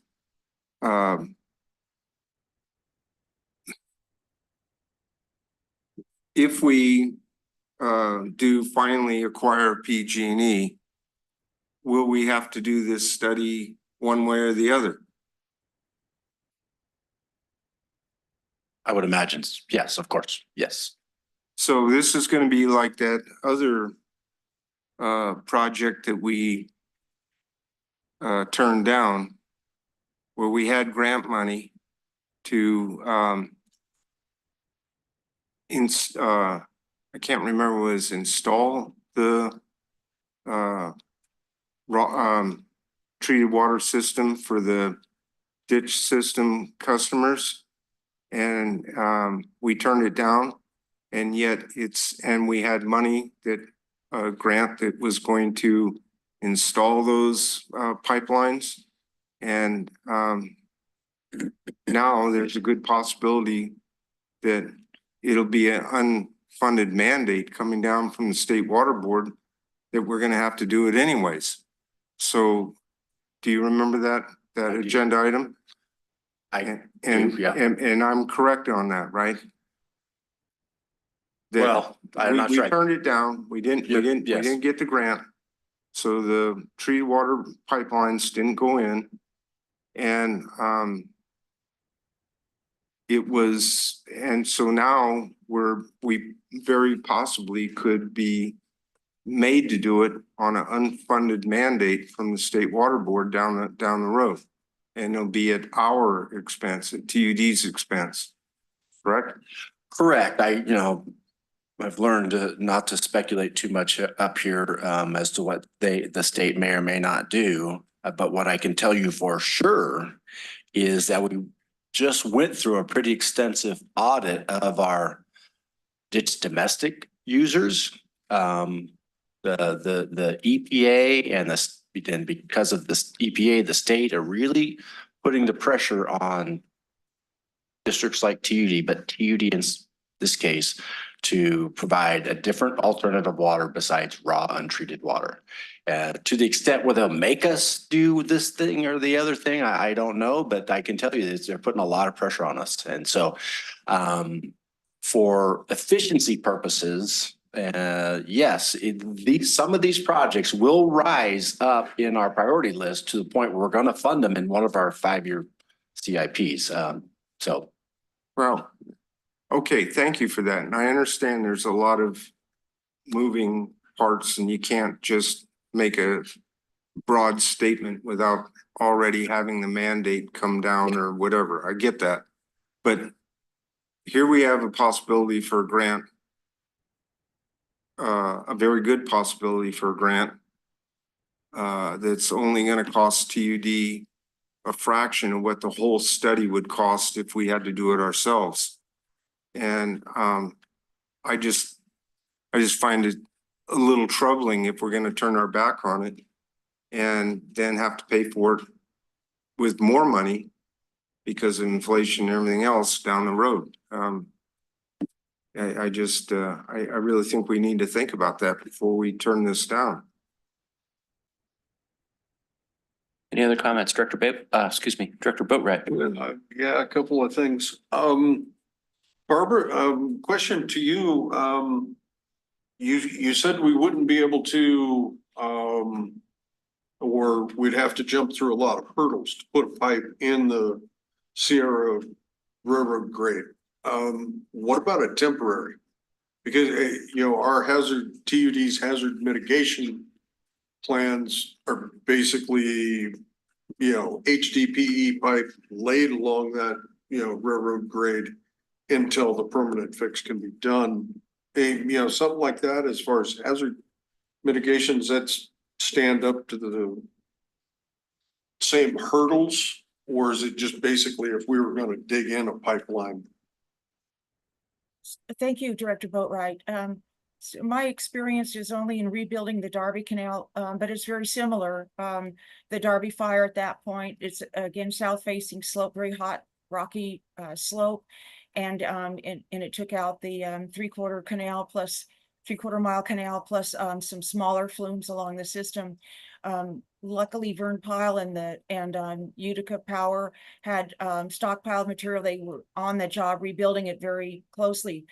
or quickly. The decision to put in pipe versus rebuilding in kind was arrived at to replace the canal because the canal was actually very efficient to rebuild. And when you consider a pipe going along a canyon wall, one boulder or one tree could send the whole thing all the way down to the canyon. So as Eric said, when something cleaves the canal, as with a railroad trestle, they can be rebuilt fairly quickly. We were able to waive some environmental review to get water to the people as fast as possible. And the way, so that was putting I won't go into the whole thing, but it was 4 huge generators that were across the canal. The roads were close to the public. That was around Darby Knob. It depends on where the ditch is how it's burnt and the burn severity and where you can put your pumps in to begin immediately pumping water downhill to the community. And then you do a hose lay, for lack of better words, to get the water gravity fed to different pumping stations and getting the people with back in water as quickly as possible while you fast track the process. So back to cultural resources, State Office of Historic Preservation allowed Utica Power Authority in conjunction with the Forest Service to put structural upgrades in the Darby flume system. Even though it was eligible in the National Register, we were able to put big concrete piers in the canyon with a helicopter pour, and we use inmates that cut the labor. So all that is happening at the same time as your hose lay. Once you figure out where the breaches are in the system, how to get water, maybe get water, maybe we get lucky and it's higher up, so it's better gravity fed. We don't use a lot of energy getting it to the people. So it's really a lot of fast moving parts and pieces. But everybody is all hands on deck, and everybody wants to, because it's an emergency, facilitate the environmental analysis to get the water to folks as a temporary fix. But this project will be a permanent workaround for the flume. Again, we can capture that extra water, which is really critical, and it's going to go through a lot of ground. And when you're going through a lot of ground, these are big projects that involve a lot of input. We're not nimble in this process. We're only going to now go as fast as consultation with federal agencies, et cetera. And again, for me, how much money, I'm hoping that TUD has enough money to negotiate with PG&E to buy the system. And I would just hate to see us embark on something. We only have so many resources. I just don't think we would have enough to go embark on this project here and acquiring PG&E. Let's say they converge together. That's my concern, that we're very overextended. And Dave? Now, Barbara, you talked about, the ditch not having, or the canal not having the capacity to give us our full amount. My concern would be Lyons not having the capacity to supply the full amount, i.e. from end of spill until we can start drawing water from Pinecrest. I don't think there's enough capacity in Lyons Reservoir to actually supply that full amount. Even if we were to come up with a beneficial use for that water, that would certainly have to be looked at. But Eric, then a question for you. Does this study allow for improvements in capacity of this, proposed resilience project? I don't know. I think it's supposed to mitigate a hazard. So to the extent that, we mitigate the hazard and sweeten the deal with some capacity enhancements, and that could be folded in, then I think we should try to. But the main focus or thrust is really to mitigate a hazard. And so It wouldn't be specific to capacity enhancements. And in Lions, it just depends on the time of year. So the 52 CFS is the maximum we're, contractually entitled to receive. A lot of times the river is flowing at more than that. So it doesn't even really affect Lions storage. But once the end of spill hits, yeah, you wouldn't want to pull 52 CFS down through the main canal. One, because we don't have the demand for it, so that wouldn't make sense. But two, yeah, Lions would drain pretty quick at that flow rate. Now, is there? Kind of lost track of where that question was at. Maybe it'll come back, maybe it won't. It's not been pertinent. Director Ringen. Yeah, I'll pass it off, Mr. Director Ringen. So let me go back. First of all, you threw out the pipeline down through the Stanislaus River Canyon and also a pipeline over the railroad bed.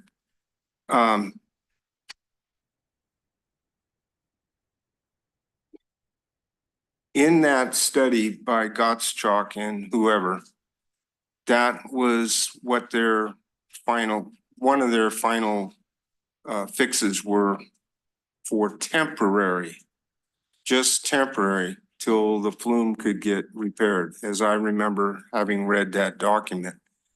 So with that being said, we're not worried about putting a permanent pipeline down the rail bed or getting involved in all of that. I mean, maybe it'll get studied briefly, but then when they find that there's historical issues, they're not going to be able to do that, and that'll be pushed to the side. But I'm just guessing because I'm not part of the evaluation system. But I want to go back and say there's no construction here. There's no we're not being forced to do whatever comes out of this study. This is just a study for if there were a catastrophic failure of the flume, this would be the preferred method, the studied preferred method in order to overcome that. But it does not mean that that's what we're going to do. It's just a study and giving us a plan that maybe, let's say we acquire PG&E. Hopefully we do. I mean, I'm planning on it. And then we continue to use the flume as it is, keeping it up, and the ditch system the way it is, proving it where we can. But I mean, using it as it has been for the last 150 or whatever years. And then 10 years after we acquire PG&E, there is a major disaster with a flume. This study has already been done, and we have a possibility. It gets reevaluated really quickly at that time as to what is the best way to go. And that study should have already taken a lot of that time and effort and money out of the equation, so that we already have it in the back of our minds that this would be the best way to go, because this study had been done now rather than at the last minute after the disaster has occurred. Correct? I completely agree. Director Balin has her hand up. Yes, thank you, President Kearns. I have a couple of questions for Eric here. So correct me here, my understanding, is this just going to be for an emergency, or is this a permanent bypass? It isn't, I think that Cal OES would like a permanent mitigation of the hazard. They want to invest in something that is a permanent mitigation. That said, It could be that the mitigation that's considered permanent is for the district to purchase pumps and stockpile pipe and all the necessary pieces that would be needed to construct a temporary bypass. And that may be what comes out of this. And it sits out in the yard and collects dust most of the time, but that day in July or August or whatever, and the flume burns up, we already have the resources here, because that is actually an issue, is being able to get pumps and pipe in the middle of an emergency in the quantities that we need. So that it's supposed to be permanent, but the definition of permanent has a little bit of latitude. Thank you. That was very instructive. I really appreciate that information because yeah, something can sit around in your inventory for a long time, but when you need it, you need it. So that is a great response. Thank you. Will it also include the refurbishing, or will this study look at making the pumps down in Maloney's more accessible and to 360 water, not just winter water, and so that they don't get beached and become unusable? Will it address the pumping of that Maloney's water into the county as part of the emergency situation? Unfortunately, we didn't include that in our description of the hazard that would be mitigated. The only reason I like the way you're thinking, that's a much broader holistic approach to some of our water supply. But it wouldn't mitigate what we described in our application as the issues with the upper zone.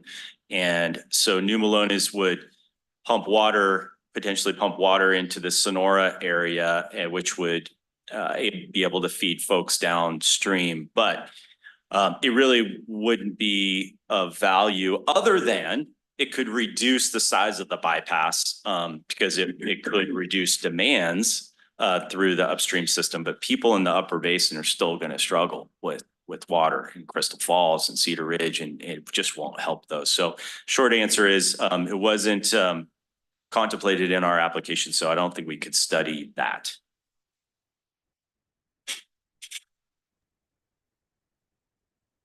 I just wanted to follow up on Sure. that. Go ahead. President Kearns, thank you. Even though so we had a fire and PG&E's flume was taken out. I would think one of the first things we would want to do is realize, okay, how can we take the stress off of half the county? Maybe we can get some Cal OES money to pay for some upgrades for the lower system, since it's definitely it means that we're only worried about the upper basin area. Second part is and I just lost my train of thought on that one. I think it would also be to the never mind. I just lost the second really important point of my notes here. So it sounds like you've already written and submitted something.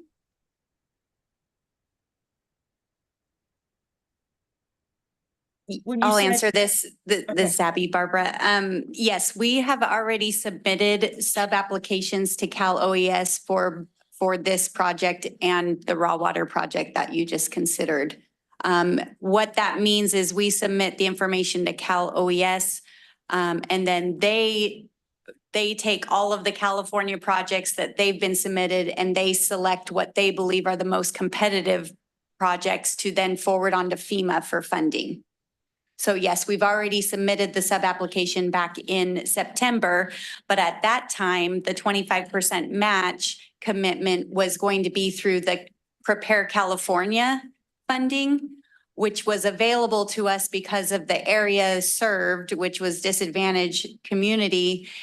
But we were just notified recently that because of the budget deficit with the state, that we need to have other match funding, that we will not be receiving the Prepare match, at least at this time, because everything's put on hold at the state.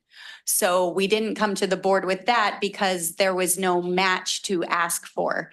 we, with our intention of trying to get the 75% through the federal or the federal funding, and then the 25% match through the state.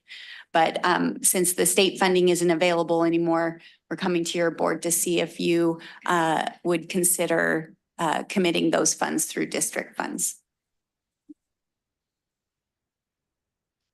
Question? Does that answer your question, Director Balin? Yes, it does. Yes, it does for what we're dealing with right now, but I feel like there's a bigger need in the community, and as Eric said, a more holistic, if you will, comprehensive approach to making sure that we can focus on water for the upper system and make sure that the people in the lower system are taken care of as part of this Cal OES hazard mitigation, because the whole thing is a hazard to our county. So anyway, that's enough for me right now. Thank you. Thank you. Director Jacobs has a question. Yep, I've got a question. There was reference to a TUD water security study. Can you tell me more about that?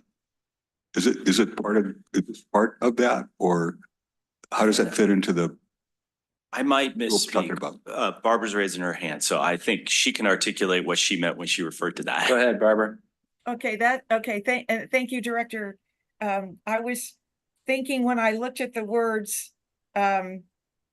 Lions Main Canal Resiliency Project, when I first saw that, I thought, oh, you know, how to make it more, the actual canal more resilient, but it's not. It's how do we secure water for TUD and its constituents. So I made up the term for this ask, which was a TUD water security study, because that's what it is in my mind.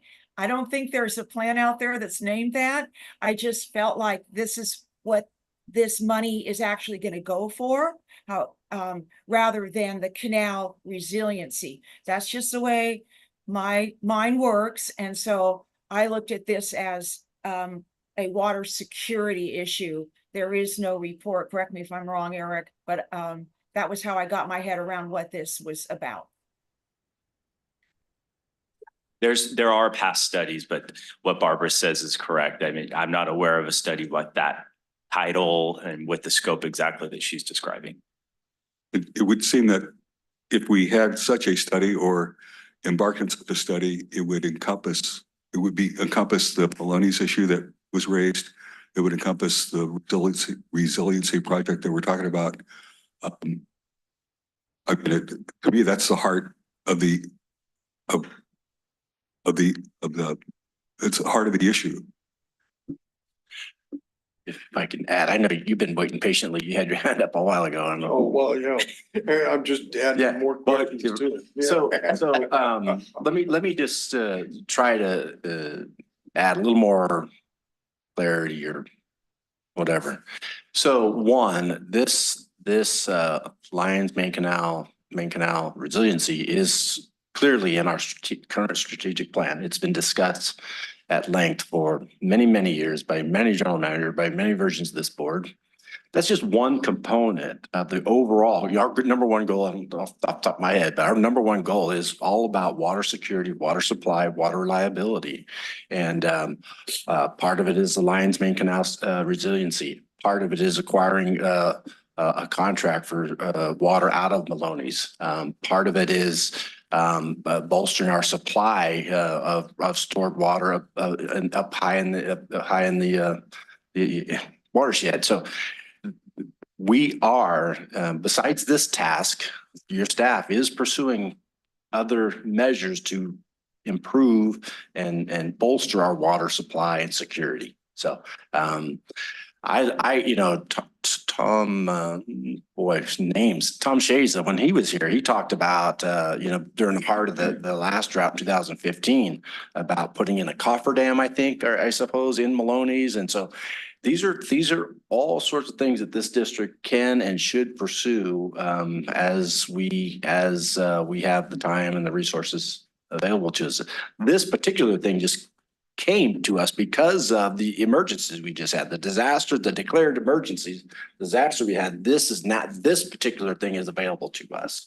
The water out of a Maloney's, it's always been at our fingertips. This district just hasn't really pursued it.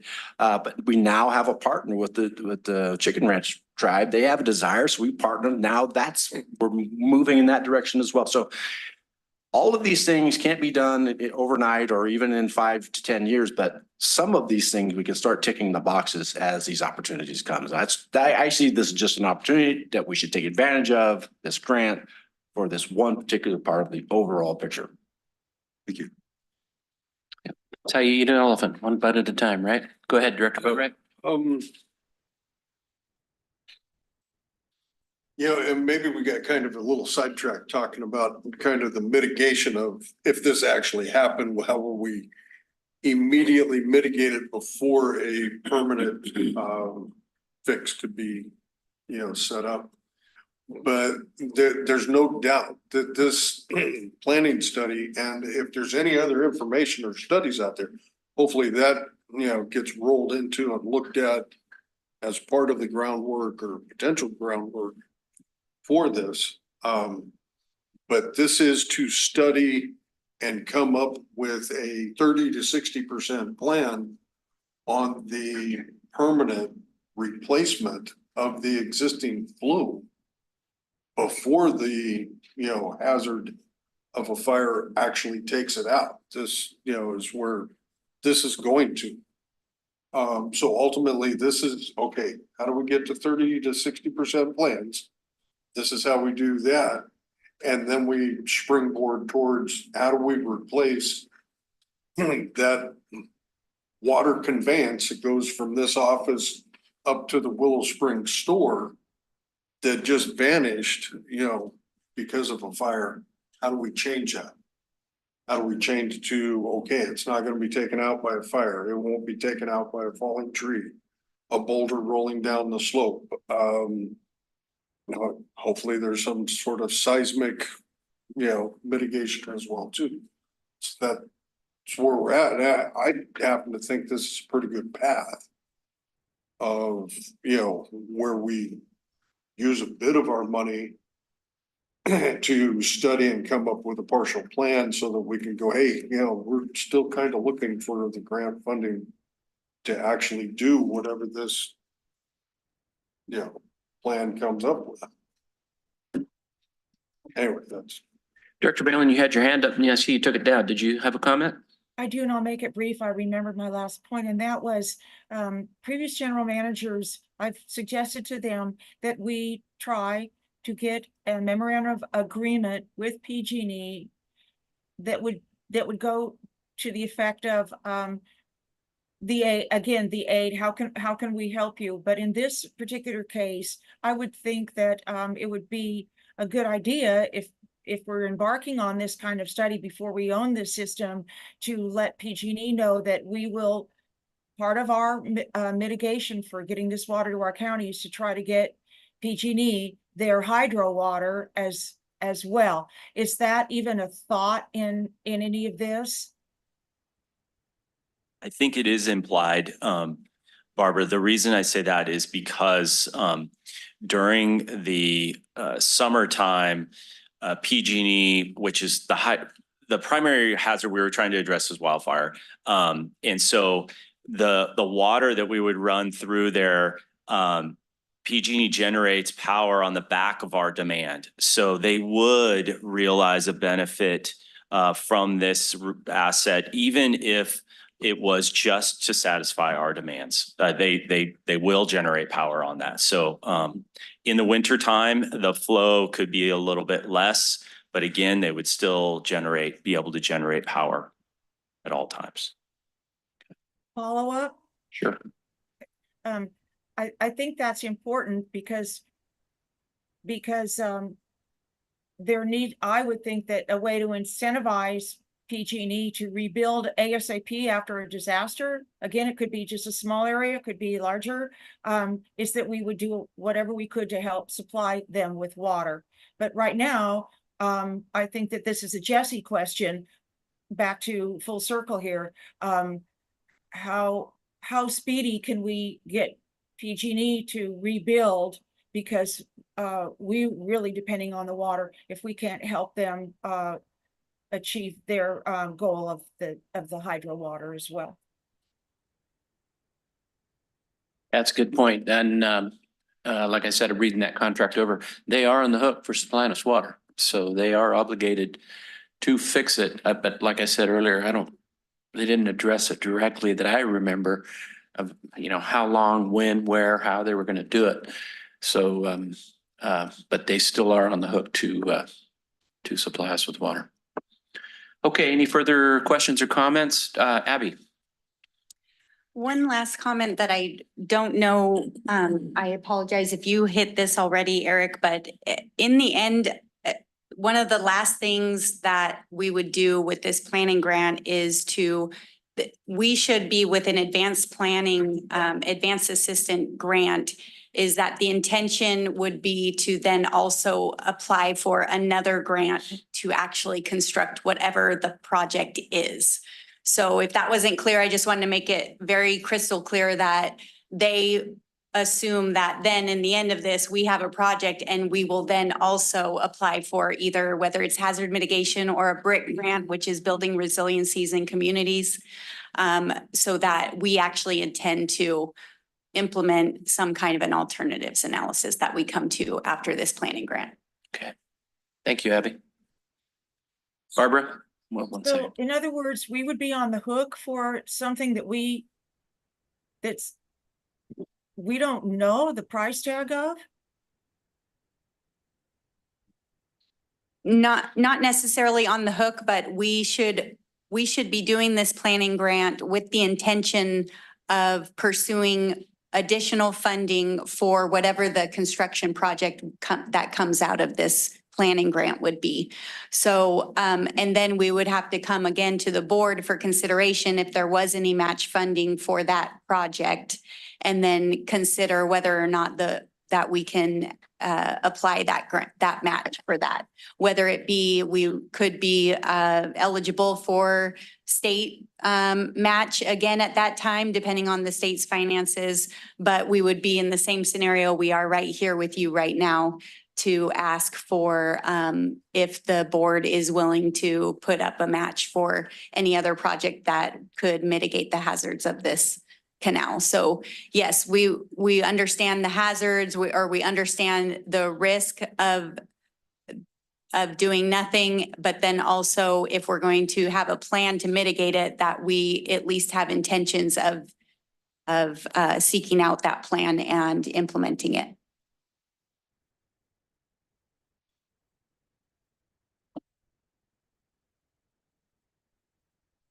Okay, follow up, Barbara, or Director Regan has his hand up?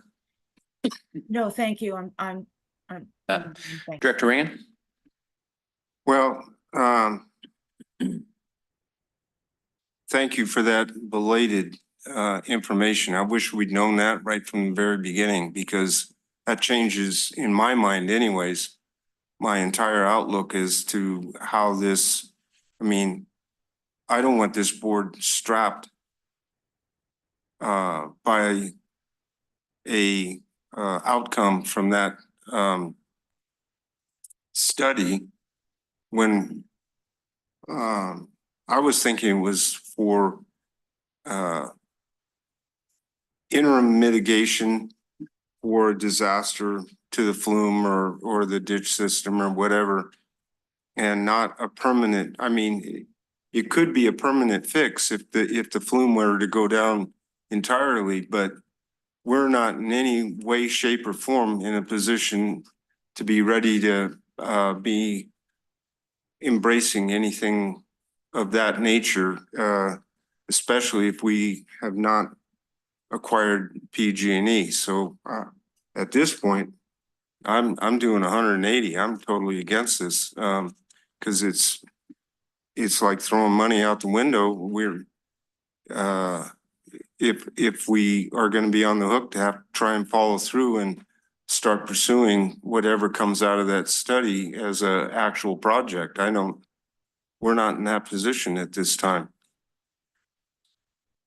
Is that true, the obligation that you were talking about, Abby? That if we do pass this, we are locked in at that point?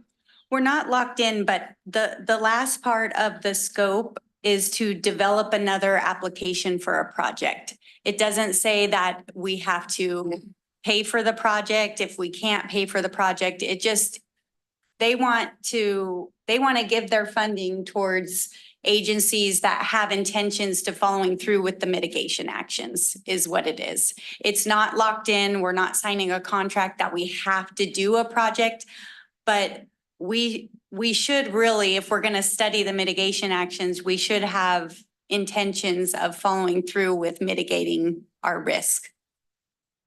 Is what they want out of these, is what they want their funding to go to. Director Boatright? There's no time frame on this, correct? As This far- grant funding is for 3 years for the planning. No, yeah, I'm sorry, let me clarify. Oh. There's no time frame for us accepting future grant funds to do this project. No, There is no requirement for us to accept substandard financing for this project. Correct.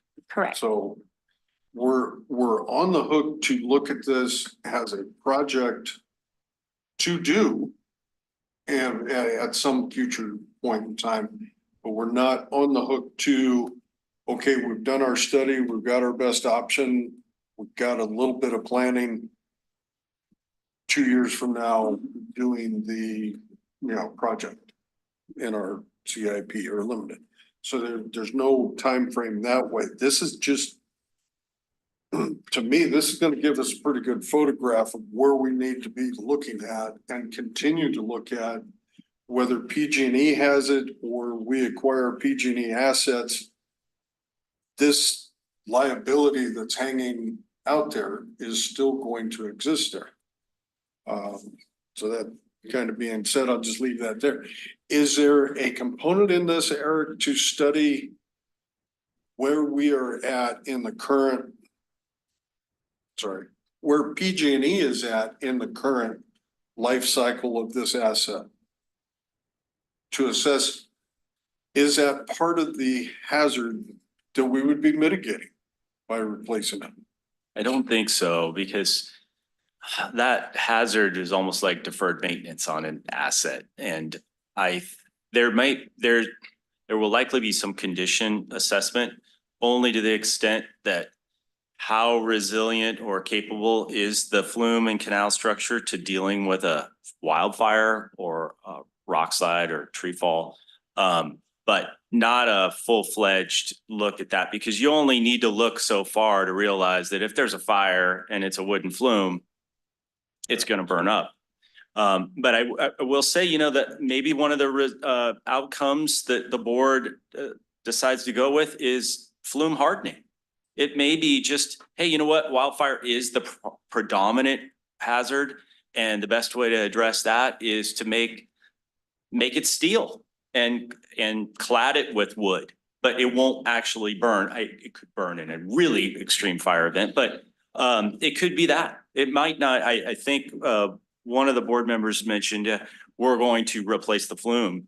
That's not a foregone conclusion. It may be that we harden the flume, or there's some combination thereof in some areas that are really vulnerable.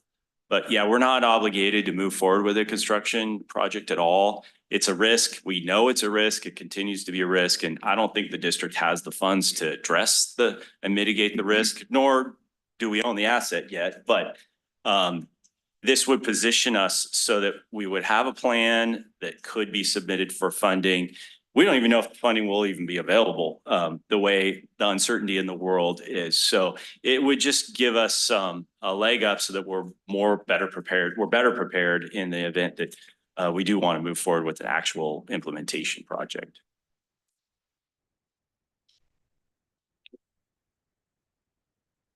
Okay, so to piggyback on Director Boatright's comments, would a good way to describe this be a tool to put in our tool belt when and if it happens down the road? And we would have a potential blueprint on what we may or may not want to do at that point in time. At a 75% discount. Director Boatright. I think kind of enhance that instead on the tool belt. Sure. And we'll put it on the bench top and go, if, you know, this could be looked at, this would be how we could replace it if it happens. But it could also be that we preemptively replace it, you know, as well too. If the right funding package comes available to do that, and certainly there's gonna be a lot of back and forth, because if we're looking at building something to replace PG&E's asset, if that's the current or at the time relationship, there's gonna be a lot of going back and forth that is to responsibility and maintenance and all that. So one more question for staff, just to clarify. If we were to elect to pass this, we are not locked in for any other funding or projects into the future. This is for potential planning only. So that pretty well describes it. This is for planning only. I think my point was, and I apologize if I confused you. My point is that you would only want to do this to with the true intent of you want to identify the hazards and understand how to prevent it. Like Mr. David Boatright was saying, we're looking to prevent something from happening, not necessarily for a plan after the fact, although the depending on the timing, that could be the same. But yeah, it doesn't lock us into any funding, but our intent would be is that we're going to identify a hazard and then want to do something to mitigate the hazard, not identify the hazard, identify the mitigation actions, the preventative actions to prevent the flume from burning, prevent us from losing our conveyance system, but not locking us into future funding. Yeah, I think what Director Boatright said was a photograph of where we're at now. Yeah. It was a pretty good description. So I see Director Balin has her hand up again. Thank you. Yeah, I don't think anything's going to prevent hazards on to the flume. Prevent. I'm starting to get a clear picture of what this is all about, and it's a preemptive permanent fix that we would put in place before any hazard, regardless of the risk. Like, is it a big risk or a little risk or an unknown?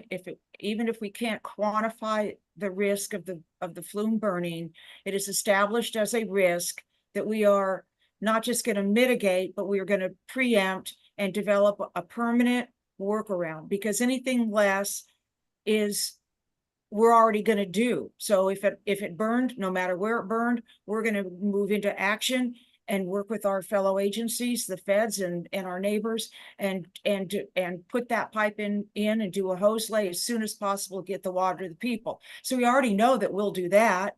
So we already know that we don't need a fancy study to determine we're gonna get this water to the people as fast as we can. So what we're actually talking about is before anything burns or a rock falls on anything, we are going to be looking at permanent bypasses to the flume system. That's what I'm getting here.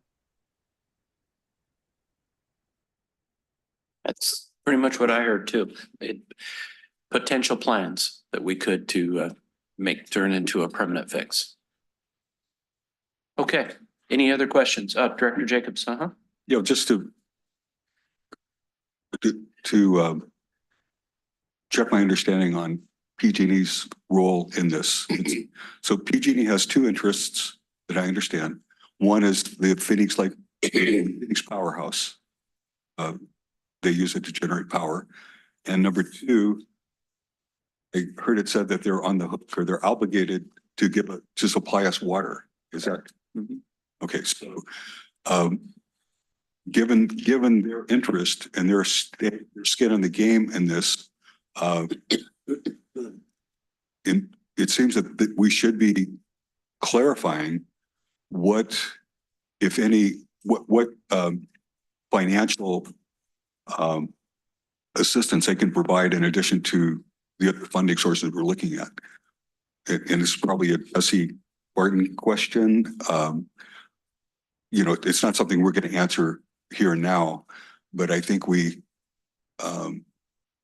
need to have, it was referred to earlier as some kind of memorandum of understanding.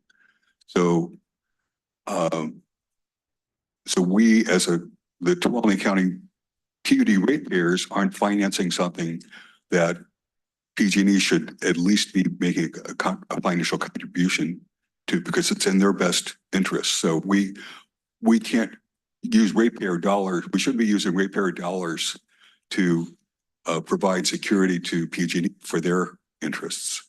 So obviously there's a mutual benefit. And in my opinion, we should clarify what PG&E's role financially should be in helping us resolve this issue. And that is for this item or for the future permanent fix? I would be in favor of maybe amending the proposition in front of us to include some sort of process to have some kind of memorandum of understanding with PG&E with regard to the mitigation issues that we're facing. I don't know where that I'm not stands sure. on our grant application process, but I'm not sure how to word it, but I just think we need to bring clarity to what their role is in this effort. well, Don spoke earlier about, it would sound like Mike was pretty clear that they were not going to participate in this particular study, correct, Don? That's what I heard. Yeah, again, Jesse had an emergency, so he couldn't attend. He would probably shed some light, but I can just hear him in the background saying, just like TUD, right? We're obligated to serve our 30,000 customers, but there are disasters that prevent us, and we get charged frequently about, hey, you didn't serve me water for a week, and I'm collecting damages. You're guaranteed, but there are no guarantees in place. Disasters happen. So, yeah, Mike, we did. We had to ask Mike, will PG&E be pony up? I asked even about the reservoir. I mean, this helps you as much as it helps us. And, he chuckles and says, it's not his decision to make. He'll run it up the chain and get back to me. But he just turned around the question that he's going to be asked by his senior. Why would PG&E invest in infrastructure that TUD is going to own down the road? So, there's no certainty, obviously, with what PG&E may or may not do, and it's more speculation. But the sensitivity of it is different for TUD. The responsibility is different for TUD than it is for PG&E because of an agreement. It's not even a contract. We have an agreement, 1983 agreement, that they have to serve us water in perpetuity. Well, I don't know. 8 times in my 33 years, PG&E was unable to supply us water for several days at a time because of a disaster. And it's nice when it's a planned outage because we can fill up all of our tanks and fill up all our reservoirs and get everybody in place. It's not nearly as pleasant when it happens in the middle of the night on Christmas Eve in 1996 and you weren't prepared. So PG&E says, well, when snow clears, we'll get out there and get it repaired. And they do. I mean, I'm not saying PG&E is not a good partner. They are. They have been a great partner, but I don't know. It's more sensitive to TUD than it is to PG&E to me, the way I see it. Sure. Will they be willing to participate in the actual construction if there's a cost share in the future grant opportunity? Let's ask them when we get there. And we don't have to accept any grant proposal that the state says, offers us if it's not affordable, right? We're a poor, disadvantaged community, as all of our mountain community districts are up here, and we can't afford this liability that we have. So if a grant comes to us that's unaffordable, you guys will likely turn it down, I would imagine, if it's unaffordable. In other words, what do we have? $8 million in capital. I'm not sacrificing $5 or $6 or $8 million of our capital to fund this thing. No, I wouldn't suggest that. No. Would I, entertain $1 million? Probably. Would I also ask PG if they still own the infrastructure to go 50-50 on us for $1 million? Absolutely, I will. But if we, as quickly as PG&E moves, and I'm trying to be funny here, if we wait for some sort of a MOU written guarantee that they'll do a cost share with us, we'll be waiting a bit. They got bigger fish to fry than this one. Thank you. Director Ringen was next, and then we'll go to Director Balin. So I think Director Jacobs' issue is that he has not read many of these documents that are basic or having an effect on what we're discussing. Number one, that one by Gordon Gottschalk and whoever else way back when has already outlined all the scenarios and the mitigation, as bad as it is, already laid out. PG&E contract, if you've ever read that, I've read it several times, makes me sick every time, has nothing, as Director Kearns mentioned, in detail about what they're going to do if there's a failure of the system. Number three, PG&E has said emphatically they will never, ever write another contract like what TUD has. Actually, it was written for enticement for the county to spend, I forget what the amount is now, Don. 900,000. Yep. Was, yeah, 900,000 for about $350 million worth of deferred maintenance. So, and then we inherited it, the contract and the mess from the county when they realized they couldn't handle it. And that's what we've been going with ever since. And Director Balin can tell you what happens when there's a flume failure. I don't remember which irrigation district it is or whatever. She knows, I know right off the top of her head, and she can tell us, but how long it took PG&E to mitigate that flume. So what we're talking about here has already been taken care of by Gottschalk and the gang way back in 2006, as feeble as it was. And what concerns me now is that we're going to get involved in this. At first I thought, oh, this is great. We're going to get grant money in order to do some planning that we're going to have to do in the future anyways. But I don't like the fact that it's hooked to, well, the organization that's providing the grant then expects us to move forward on whatever the finding is. I don't like that at all. I want to know what the finding is before we start concerning ourselves with pursuing it, because maybe that's not what we really want to do or what we really should be doing. So I'm going to leave it at that. And if, well, Director Balin's next, but if you'd be kind enough to let Director Jacobs know how long it took for that outage on for PG&E to fix that outage in that irrigation district up north, I'd appreciate it. That was directed at Director Balin, correct? Yeah. Director Balin, go ahead. Oh, okay. I can't remember the name of that canal offhand. I think it was in pretty far north of here, but I don't know if they've actually repaired that. It's only going to irrigators to ranch land, and so PG&E is under no obligation to repair that canal. So but I don't know the current status of that one. The only thing I wanted to add here is these are the positions these are the kinds of scenarios that put the board in a very awkward position later on. Because as stewards of ratepayer money, we're now going to dedicate money to a potential project that is open-ended and could commit more money and more resources to an unknown outcome. I'm not comfortable doing that. Even though you can say, well, we're not technically on the hook.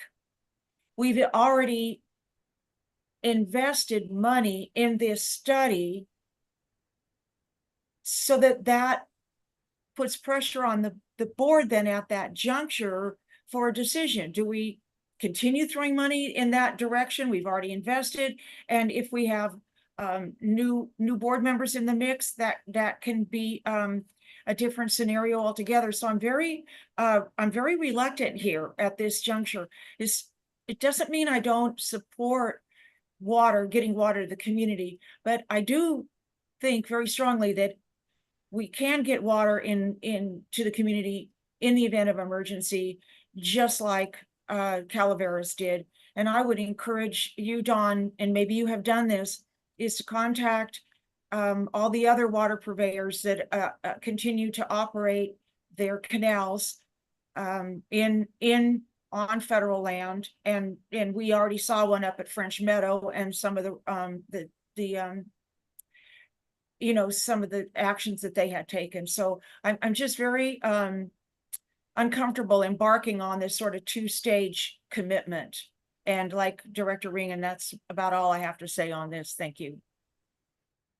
So let me, you might be thinking about the Georgetown divide and the fire from forget which fire that was, impacted French Meadow, a few irrigations, but Georgetown divide is going through this now post fire.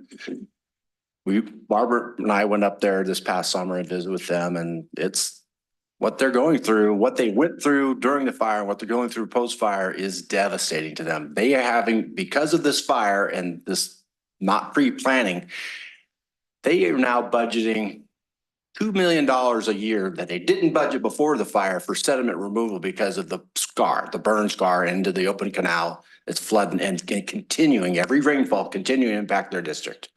So that's Georgetown divide. Feel free to reach out to those board members up there if you want to know what they're going through and what they might have done beforehand had they had the opportunity. And I'm not going to speculate on what that is, but I'll also tell you that they had another water supply.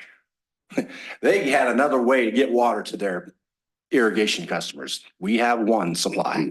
So if you remember, I said when we also met with where did we just go not too long ago, Barbara? Oh, it was Director Ringen and I, and Barbara was up there too. A Mountain County's event where folks from Georgetown Divide spoke and CCWD spoke, and I commented, I thanked them for all of their information. I said, their reality is our nightmare, right? And what can we learn from their reality? And what I learned is, and I'm not going to, you are the five that must make decisions around here. We're going to live with those decisions. But what I learned from there is you need to take the opportunities you have presented you at that time to make decisions for the best sake of your district. So I'll leave it at that. But Director Ann, I really still feel like you're mistaken on what we are obligated to do. I'll say this one more time. We are not obligated to mandated to accept any sort of funding for a future project that we can't afford. We're not obligated. What we are obligated to is to pursue them. So who wants to spend money on a study you have no intention of doing? None of us. Certainly not me. And Cal OES, they don't want to fund something that's just going to sit on the shelf like our raising lions canal been sitting on shelves for 25 or 30 years. They don't want us. Who wants to waste that kind of money? Nobody does. I truly want to mitigate the hazard. I'm going to say it again. It hasn't happened. It may never happen. But Director Ringen, you're famous for saying loudly that this is the #1 county at risk of fire. So that is a reality. And our flume is right in the heart of that. Our local forest supervisor recognized that and focused a lot of his time and energy to protect the flume. So it seems to me like we have an opportunity to spend a few $100,000 to put an ironclad plan together for a future project, not obligated to do, but a future project to mitigate the hazard completely. So running a pipeline, which would have to be a dual pipeline so that it's redundant, there's redundancy, which I've been involved in the discussions of this during the drought, down the Stanislaus River Canyon, drilling through the, call it a mountain at the bottom, but that's not really what it is, to get the water to Sierra Pines and back into the ditch system is something that, according to Eric Johnson, is one of the possibilities. We couldn't, I mean, the amount of money that was thrown at that estimates was mind-boggling. And the only reason we were discussing it was because of that, the talk about the resiliency money coming from the big fire, thank you, rimfire. And so there was all this money being thrown around by the government. And so what better a project would have been than that for resiliency, but it got turned down. But I mean, the figures were astronomical. If that's going to be one of the mitigations for the flume going down, I'm afraid that it pales. Yeah, I mean, replacing the flume is going to be far less than doing that. Not that I'm against running two pipes down the Stanislaus River Canyon and so on, because that's permanent. But I'm just saying that if this is for mitigating a possible disaster, then it's already been done. Gottschalk has said, put in a pump in the reservoir and run a pipe over the temporary thing over the railroad bed and drop it in back, drop the water back into the ditch down near Twain Hart, and it's mitigated. It's not mitigated well. I mean, each family, each hookup gets 25 gallons a day, which you can't live on. And it's going to kill our businesses. They can't live on it. How do you run a restaurant or a motel or anything on that? But I'm just saying, before I would vote for something like that, I want to know what the parameters are. I want it to be, you know.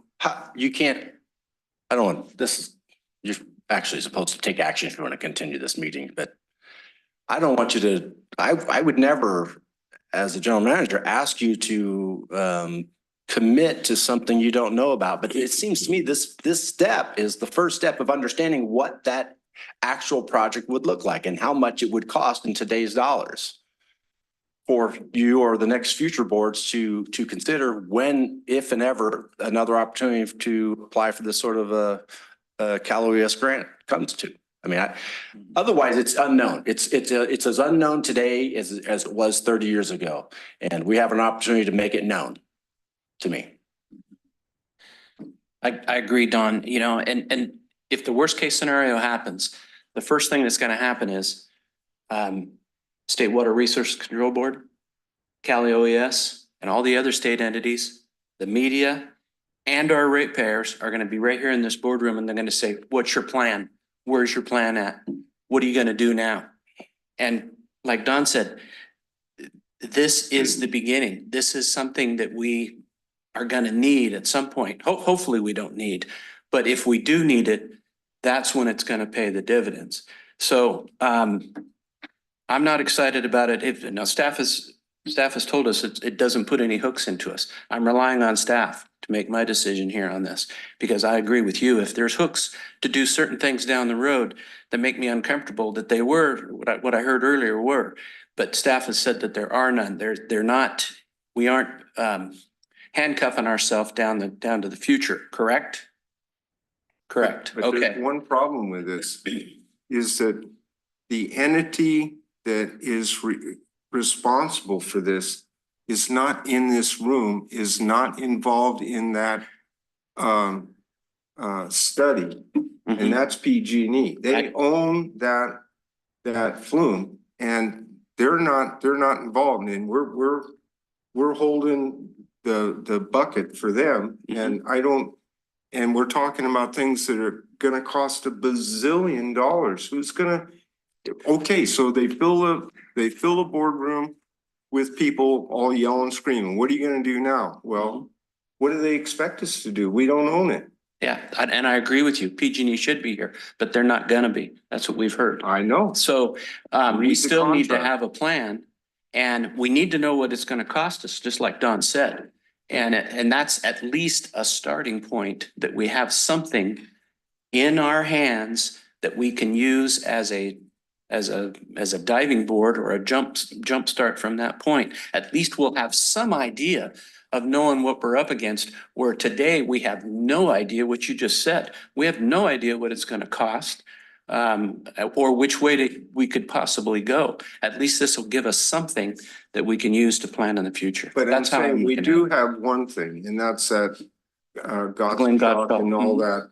And they did come up, and even that is eye-opening as to how it's incredible how much money it's gonna cost just putting that temporary line. And that's waiting for PG&E to finally come around to rebuilding the flume, of which they don't have any of the materials stockpiled, or I won't say any, but they don't have enough stockpiled, and manpower. I mean, that would be a huge project to replace those sections of flume, and it's out there in the boondocks. Everything's gonna have to be helicoptered in. I can go on and on. I mean, I've looked at this because it's been bothering me ever since I got, involved with TUD and water and everything else. That's our Achilles heel. But I don't see where this is gonna, I don't like the fact that we're studying permanent fixes. That's what I'm hearing here, is permanent fixes around a destroyed flume.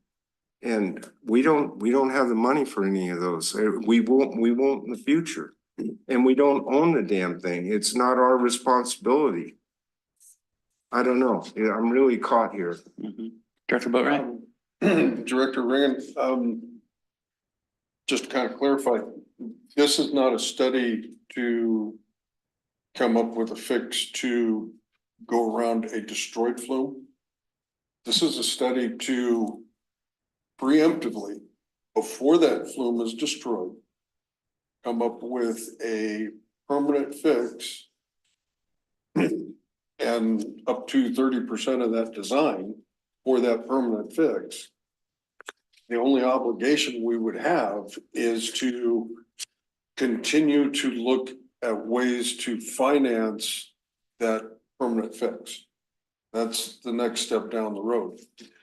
Director Jacobs, I totally agree with you, and I think that's, if we were to vote for this and we got and accepted the grants to do it, and then did our planning study, got our perfect project that we want to do, before we were to commit to funding for that permanent project, we're going to want clarification on our relationship with PG&E and financial responsibilities of parties to be incorporated in that.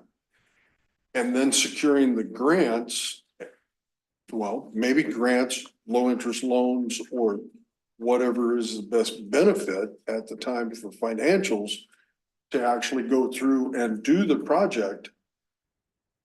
And along that path that I just laid out, we might actually have a total resilient replacement for the flume before it ever even seen anything happen to it. It's still capable of operating in its current condition. Do we want to be at that point? Or do we want to be at, okay, the flume burned down, we know our temporary fixes, our bypass pipelines and setup. I know it's into the hundreds of thousands of dollars to pay for that temporary bypass. PG&E won't Millions. be doing that. And we're on the hook for that, but it's not in place, and it won't be in place until the fire is out, the area is safe. We have permission to lay it in there. We have the rental company pipe brought up in, yeah, so there's a whole lot of stuff that I can see 6 weeks, easy, maybe even 8 weeks before we get to lay a stick of pipe on the ground back in the area to do a temporary bypass. That puts us relying on everything we got down the hill as far as raw water storage. So it's, what position do you want to be in? This is putting today's monies towards a future project. There's no, I'm clear on that in my mind, but I'm not obligated to that project until I accept the funding to do that project. And the board always maintain, even if this grant, say we do this, we write the letter. The grant funding becomes available. It's gonna come back to this board to accept the grant funds to obligate. So if we were to want to do nothing more than go ahead, let's write the letter, finish our application, see what happens. It still comes back to us. And if at that point in time that we're not convinced that this is a good, thank you very much. Sorry for taking up your time, but we're not going to be accepting your grant funds. And we won't be spending our obligated matching funds. So yeah, that's kind of where we're at. Okay. Is that a fact that it'll come back before the board to accept or reject the grant funds? The way I read this is once we send in this letter and it gets okayed, the party's on. So what we're going to do is if you approve the match, we would submit the grant application saying that we would match. But yes, you'll get an offer of funding and that we would have to accept, or the board would have to accept. If they are offering us the 1.46 million, then the board would have to accept that through an agreement. Just like any other grant we've Correct. dealt with before. Correct. I'm sorry, Ron, I ran over you there. Did you have? No, more no, comments? that's okay. I I see apologize. Barbara's. Yeah. Yeah, but you're done? You don't have another? Yeah, I'm- Okay. Director Balin? I'm overdone. Yes, thank you. We all are. Um, Go ahead, Barbara. Okay, yeah, it's been a good discussion. I think that what makes me sleep a little bit better at night is that I know that we have an emergency response plan to try to get the water to our folks as soon as possible with all the unknowns. We don't know where the fire burned, but we're going to work on that. When I look at the commitment to this second phase, which is to get a permanent fix. Now we're going to, we want to sleep easier at night by trying to preempt all that and get a permanent fix. I keep thinking of how many miles of canal we need to replace with the equivalent of a pipeline. And Eric, is it 15 miles of canal?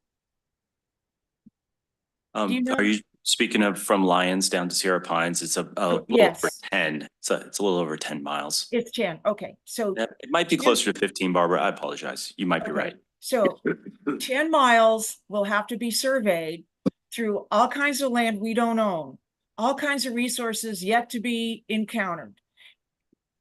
This is not going to happen even in 5 years, I don't think. This is huge to lay this kind of permanent fix over ground we don't own with money yet to be determined. I mean, again, that's not what's really keeping me up. What's keeping me up, but also giving me measure of security is to knowing that I know TUD is going to respond with other agencies, probably including PG&E, to make sure that people get water. I mean, that is a disaster mitigation plan.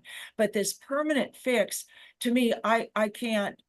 I have not studied this. I have not approved yet of this plan, but I imagine these price tags, even if we do get some funding, you know, some loan or some grant, it's just going to be an absolute huge price tag and a lot of time. And who knows, we could have burned and recovered 2 times over before we actually get 10 miles of project clearance to lay this project down in the ground. So this is just an enormous second half of this, when we also have the hazard mitigation plan, emergency response plan already in place. Mr. Jacobs? Yep, so my understanding of what's before us is going to move us forward in achieving our goal of better water security.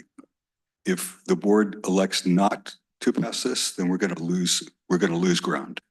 Is that a good understanding? Kind of status quo, huh? We just. Well, it's a losing ground, but there's a window of opportunity that came about because of the last year's storms. The presidential declared emergency offered that made this window open up where we can apply for this Cal OES grant to mitigate hazards that are already identified in our hazard mitigation plan. I'm starting to sound a little better. So it's just, it's a window of opportunity to apply for this funding. At some point, this window is going to close. When's the window close? March 8th. March 8th, the window closes, and then we wait for another disaster. Presidential declared emergency, this window will open up and a future board can, maybe that's what you meant by losing ground. Take it up then. So the last time we took it up was because of the rim fire? That's a question. 2017. Wasn't the rim fire in 13. 2013? I don't know what disaster Well, I'm happened. just trying to give us a sense of frequency. Yeah, right.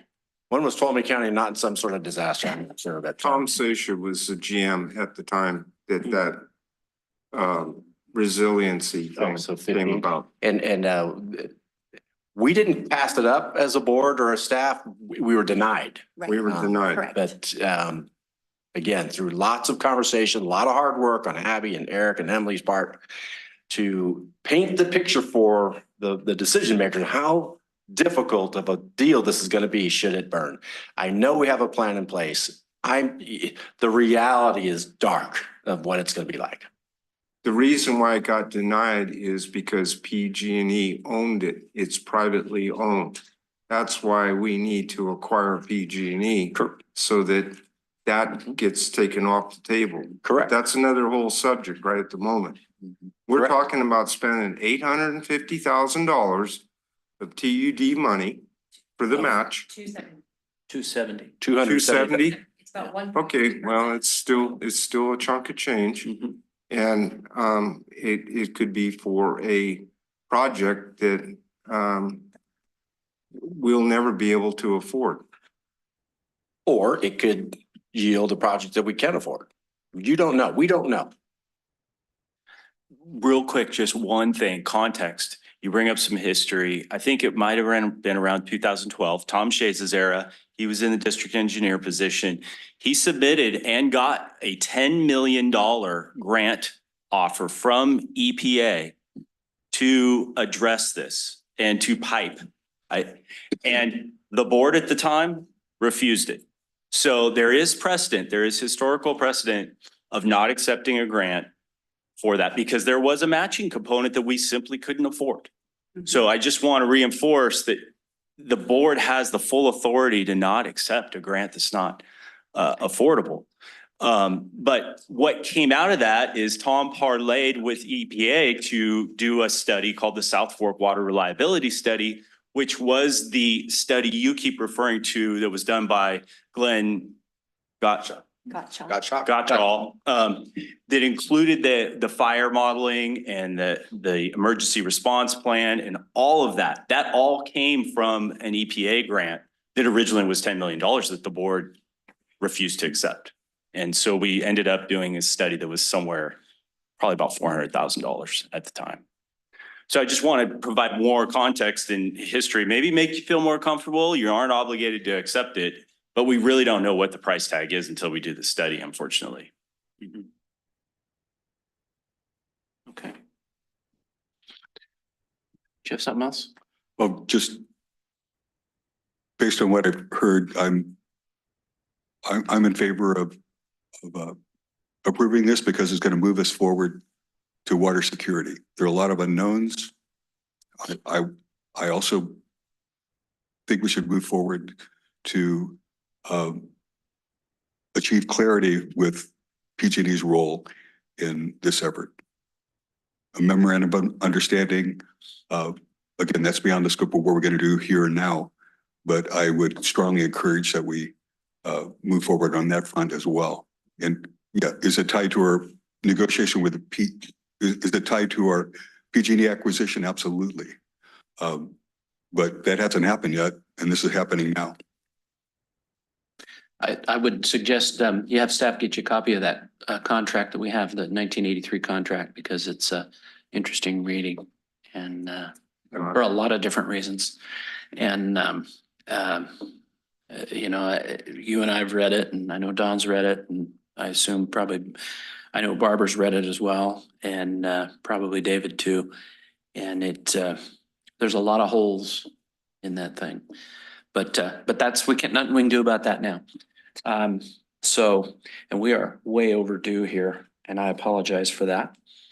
But David, Director Boatwright's coming right back in now, so I'd like to move this on to the public comment. Is there anybody here?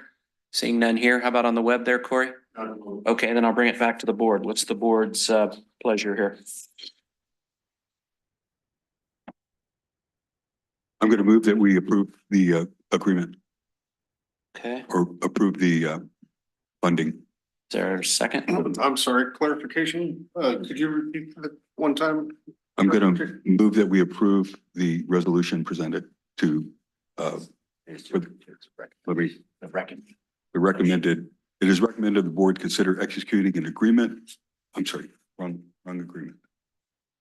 No, you're right. Is I don't have it in front of me, but Melissa, could you please read the It is resolution? recommended the Board of Directors by motion authorize the general manager to submit a funding match commitment letter for the Lions Main Canal Resiliency Project through Cal OES Hazard Mitigation Grant Program. I move that we do that. I second that. Okay, it's been moved by Director Jacobs, seconded by Director Boatwright to do the recommended action. Is there any, I crossing my fingers, is there any further comments? Seeing none, Melissa, go ahead and call for the vote. Okay, Director Ringen, I'm really struggling with this. I'll reluctantly say yes, but I'm going to be pointing fingers if this thing goes south. I really am. I'm not happy with this at all. okay, Director Kearns, Aye. Director Jacobs, Aye. Director Boatwright, Aye. Director Balin.